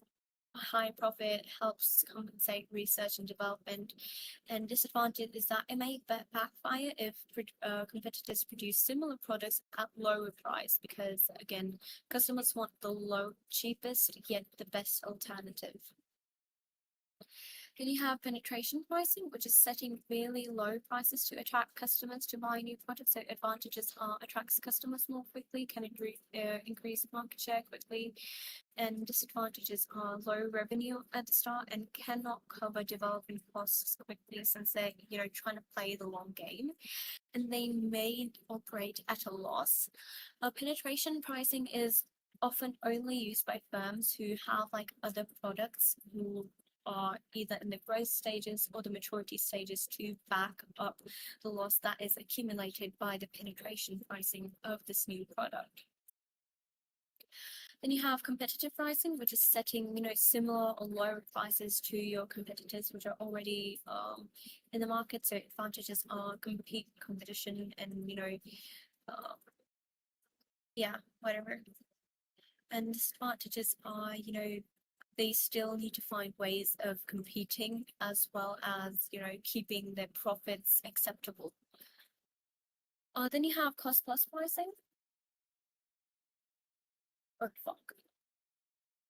So cost plus pricing is essentially making a selling price by adding a fixed amount to the cost of making a product. So advantages are it's like very quick, easy, and cheap to figure out the price, and it makes sure that the price covers all the costs and also earns like an additional bit of profit.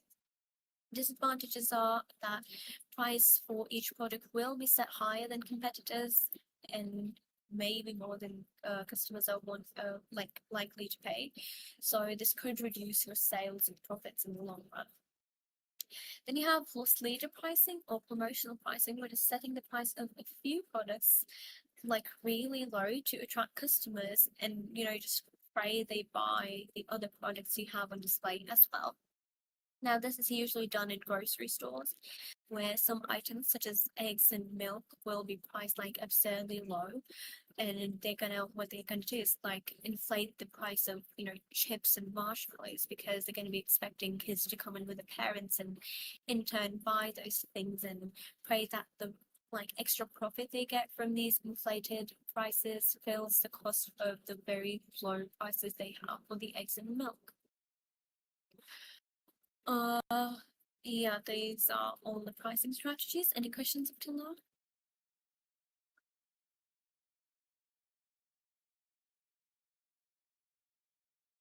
Okay.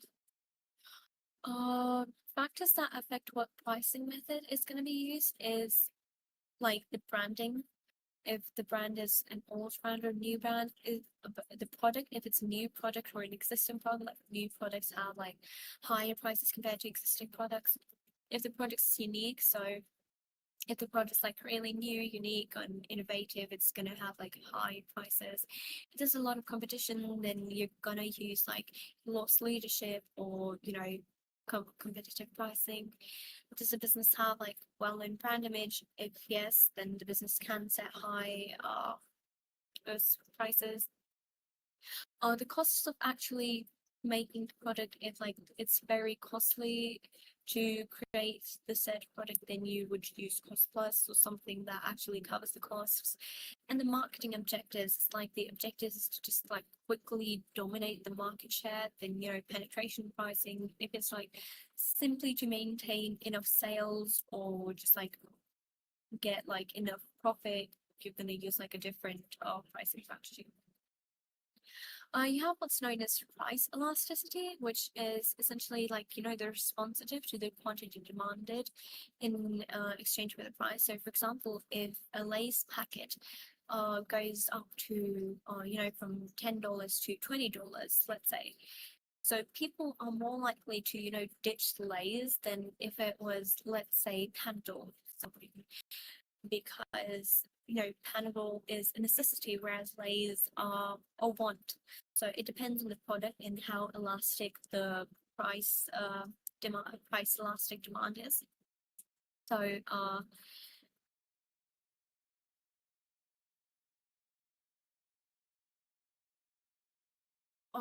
fuck. Yeah, anyways, I was saying. So due to this, if like the product has a very inelastic demand, you can charge a way higher price for it, such as if Panadol was at like, let's say $50 even, people would still buy it because it's a necessity. Same case with insulin. Insulin is like insanely expensive, but people still need it, so they still buy it. However, if it was the same with chocolate or Lay's, that wouldn't be the case. People would just ditch it or boycott it. This is like the formula of how to find PED of a product. Do you memorize it? Then you have your place, which refers to the location in where the product is sold. There's like a few different distribution channels. So distribution channels are like the manufacturer directly to the consumer. So the manufacturer, I create the product and I directly give it to the consumer. However, if I didn't want to directly, go out of my way to find my customers, I'm going to give it to a retailer. I manufacture my goods, I give it to a retailer. And the retailer, such as like a grocery store, gives my products to the consumer. So there's a middleman. And however, the disadvantage of this is that the end price to the consumer may be more higher because the retailer needs to have their own profit share as well. And then you have like manufacturer to wholesaler to retailer to customer. That's like overly complicated, but essentially the manufacturer finds a wholesaler because they don't want to go out of the way to find different retailers. So the wholesaler finds like a few different retailers, sells them the what do you call it, the actual product, and then the retailers sell them to the consumers. The drawbacks of this is that the manufacturer has to sell it to the wholesaler at a much lower price than what they would have sold it to the consumer to maintain the same price for the end consumer. This again, what the fuck? Manufacturer to agent to wholesaler to retailer, the same thing as I discussed here, but the manufacturer is again too lazy to find wholesalers, so they're gonna find an agent who's gonna link them to a wholesaler, who's gonna sell to the retailer, who's gonna display the products for a customer. You don't understand the part that well. It's okay, we can go over it again in detail. So directly manufacturer to retailer to consumer means that if I produce, let's say, eggs, so I'm going to be giving it to different grocery stores, and the grocery stores are going to be, putting my eggs on their shelves, and in turn, they're going to get to consumers, because I'm not going to go through the individual process of finding each and every customer who wants to buy my eggs, because I'm lazy. And so having a retailer do that is a much easier way for me. If I introduce a wholesaler in between, it's basically the manufacturer does not want to contact different retailers, and instead he contacts one wholesaler and gives him products at a much cheaper price, and the wholesaler in turn finds different retailers, sells them products in bulk, less bulk than the manufacturer would have sold them to, but bulk nonetheless, and the retailers then in turn again display them on the shelves and the customers buy from them. If I introduce an agent, it's essentially simply because, again, I'm way too lazy to find an actual wholesaler who's good enough for me. So I give the agent my specification that I want a wholesaler who buys stuff from me at this rate, let's say. And so the agent's going to find me the best suitable wholesaler, and I'm going to pay a little bit of commission to the agent, and then, the whole wholesaler to retailer thing I discussed here. The wholesaler is going to sell some of my product to each retailer, and the retailer to the consumer. I'm also going to be sending the link to the notes, so you can read this part. It's so confusing, but I hope it's clear.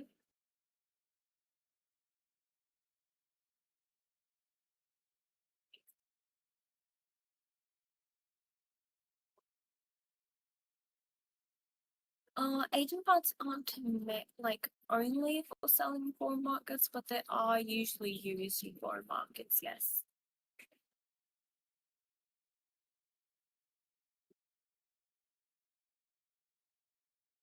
Okay, moving on.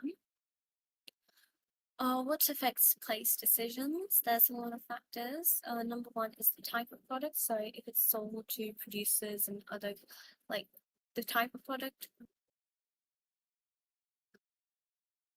I don't know what they're trying to achieve with this here, but essentially, from my understanding, the type of product refers to if it's perishable and non-perishable. So if it's something like fruit and stuff, I want to be closer to my retailers or the end customers, because huge longer transports are gonna ruin the quality of whatever I'm selling. The technicality of the product, so if it's a lot of technical information that needs to be passed down to, the customer, such as if I'm giving them a high-end supercomputer, and I want to explain to them how it works, why it works the way it is, and how to use it efficiently. I want to be located where I can, directly interact with the customer. How often the product is purchased, so if it's something that's purchased every day, every month, so I want to be located closer to, the main local areas. However, something that's purchased once in a lifetime and then, just used after that, through generations, such as furniture, then I could go for, being located far from a main civilization where I find it's cheaper. The price of the product, so if products are expensive, so they'd only be sold like through a few specialist shops. So if it's like a very cheap product that everyone can buy, I want to have like as many outlets as possible, so people are more prone to impulse spending by like whenever they see my product and they want to buy, they can buy it. The durability, location of customers, where competitors sell their product. I feel like these 3 points are pretty self-explanatory. Moving on to promotion. Yes, from proximity to natural resources is another thing. It falls under. Oh, it's not written here, but yes, that is another point as well. You gotta be located close to your suppliers as well to reduce transportation costs, and if again it's perishable items you're getting, so you need it to be delivered to you fast. Promotion. So market activity is used to communicate with the customer and actually make them aware of the product you're selling. So there's like a few types of promotion. You have like adverts, so paid for communication with the customers.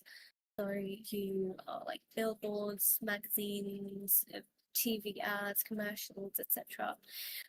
All of that stuff. You have your sales promotion then, so using techniques such as buy one get one free, or you know, 50% off sales, everything. All that stuff comes into sales promotion because you're using it to get rid of your product and sell out as much as you can.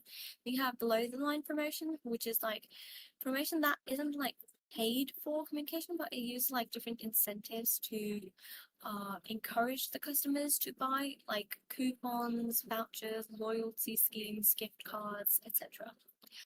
Then you have personal selling, where you have like the staff all around your customers directly and communicate with them to actually achieve sale and form a long-term relationship between the firm and consumer, such as people in car dealerships, your internet provider, all of that stuff.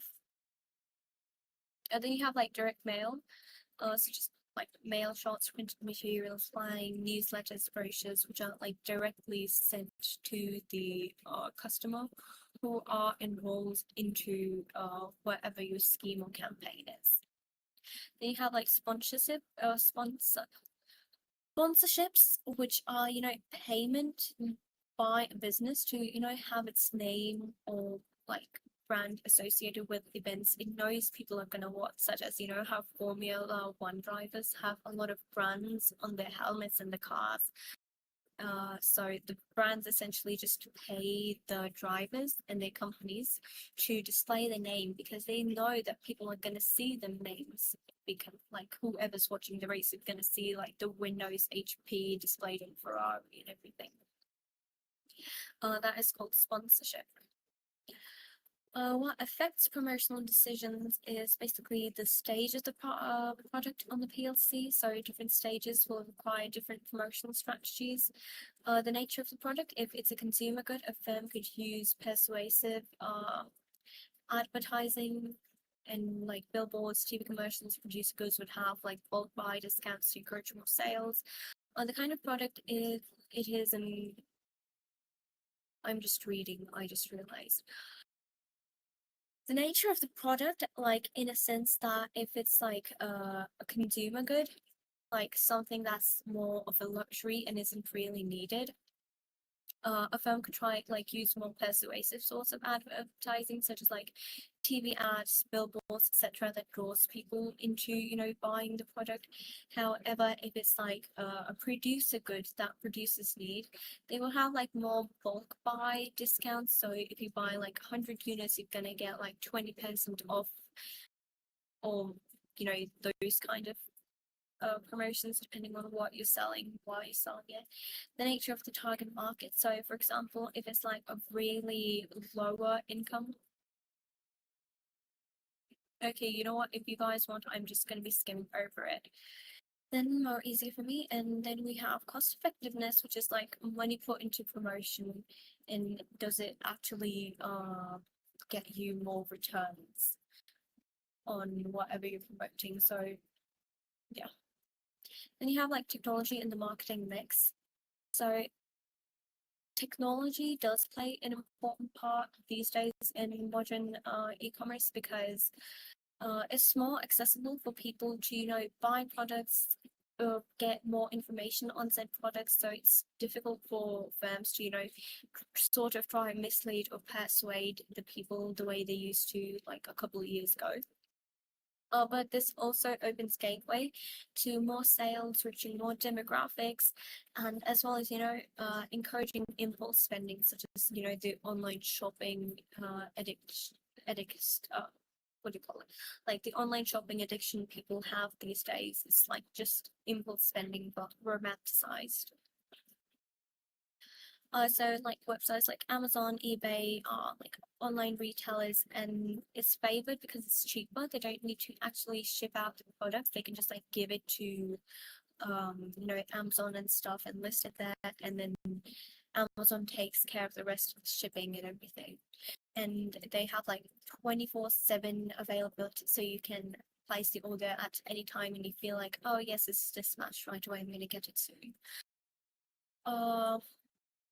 However, with e-commerce, it does mean that you need to have like a different type of marketing strategy, such as online promotions, new channels of distribution, pricing strategies, all that stuff. You need to work it anew to actually cater to the new technology. Social media ads are like really common, as I discussed before. Like you target the younger generation with like ads which are disguised as memes. So they end up on their For You page, they laugh through it. Because it's really important to make your customer feel like they're getting something out of even just watching your ad. If they laugh, they're getting something, they're getting entertainment, and that makes them more likely to, actually associate the good vibes with your company. Any questions? No questions then. Moving on. Marketing strategy is pretty straightforward.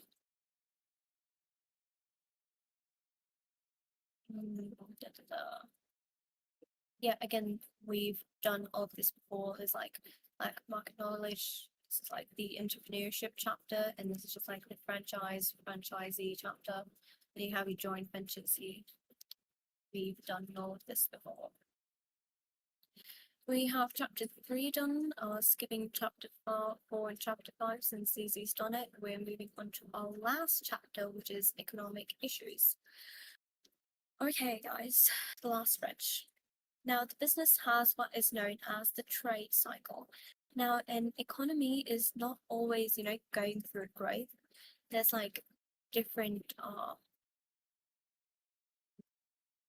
what do you call it, cycles an economy goes through. So you have with growth, it's when GDP is rising, unemployment is falling, and there's like higher living standards in the country overall. And businesses try expand and produce more to higher and higher profits.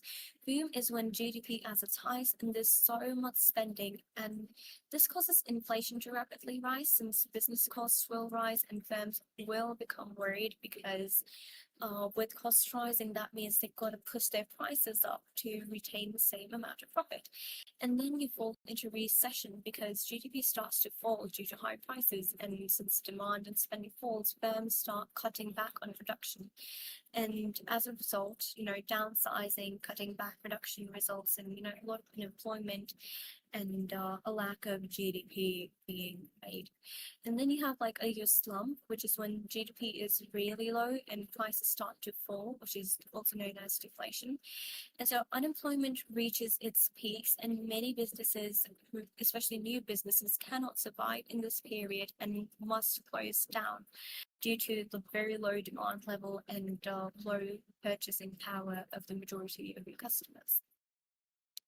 Now, a government tries, stay in the growth and boom period as long as, however, recession and slump are unavoidable in all economies.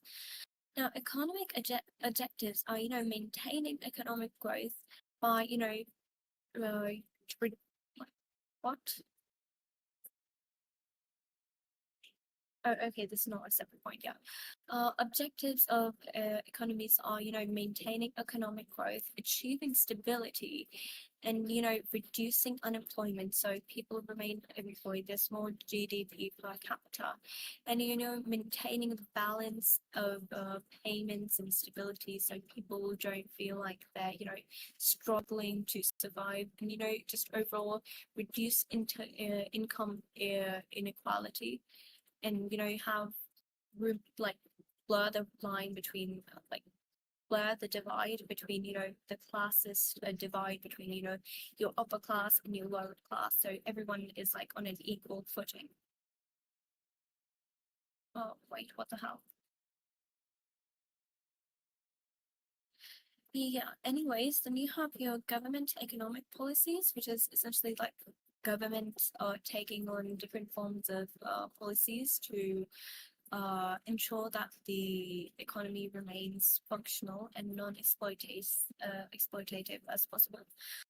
Um, I'm just going to gloss over this real quick because this isn't really too important for your chapters. I usually only see them as 2 3-mark questions. Governments use what is called a fiscal policy. You're going to learn more about this in A levels. Now, they do this by increasing government spending and reducing taxes. So this encourages more production and employment and drives up your GDP growth. Now, this is because government spending creates employment because they're actively, interest rate and taxes. Taxes are like a percentage of like the actual overall price of the sale that the government wants. However, like interest rates are like a ever growing amount you like pay on loans. So for example, if I take a bank loan for $100 and the interest rate is $15. When I'm going to pay back the loan, the business needs its profit, right? So they're going to take that additional 15% from me. However, if I don't pay them back within that set time, they're going to increase that interest rate. How do they? Okay, yeah, good, you understood. They ask these large question. They ask it in a lot of different ways, honestly. But some of the keywords you're gonna notice is that like they're gonna ask you what fiscal policies are, they're gonna ask you what the government objectives are, they're gonna ask you what economic policies are used.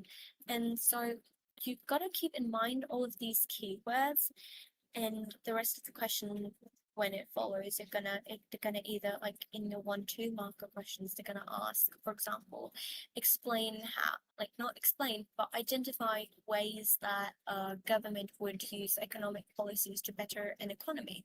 So in this case you should be able to pinpoint what exact chapter or what exact extract of text they're referring to, and then be able to link it with, oh yeah, so I learned about fiscal policy here, I'm going to try fiscal policy as my knowledge point.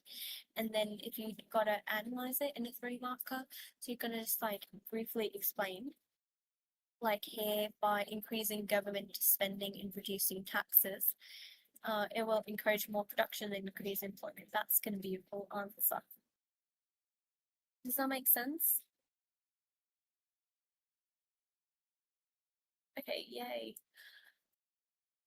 Then you have like your monetary policy, which is like a policy that adjusts interest rate and foreign exchange rate to like sort of artificially influence demand and supply of money. And it's conducted by the country's central bank and is used to maintain supply stability. So for example, if prices are falling too low, they're going to try inflate the value of the currency. Or for example, if prices are too high, they're going to try lower the, what do you call it? They're gonna wait, sorry, it's the opposite. If prices are too low, they're gonna try, lower the, I'm mixing this up. I suck at this chapter. Yeah, so sorry. If prices are too high, they're gonna try and raise the actual value of the currency so it's not as expensive for people. And depending on the current state of the government, they're gonna try make it so that the median income is, what do you call it, adequate enough for people to use to survive, and not only just like survive, but also live comfortably. Lord, I'm messing over all my words right now. Increasing interest rates will discourage investments and consumption, causing unemployment and GDP to fall. I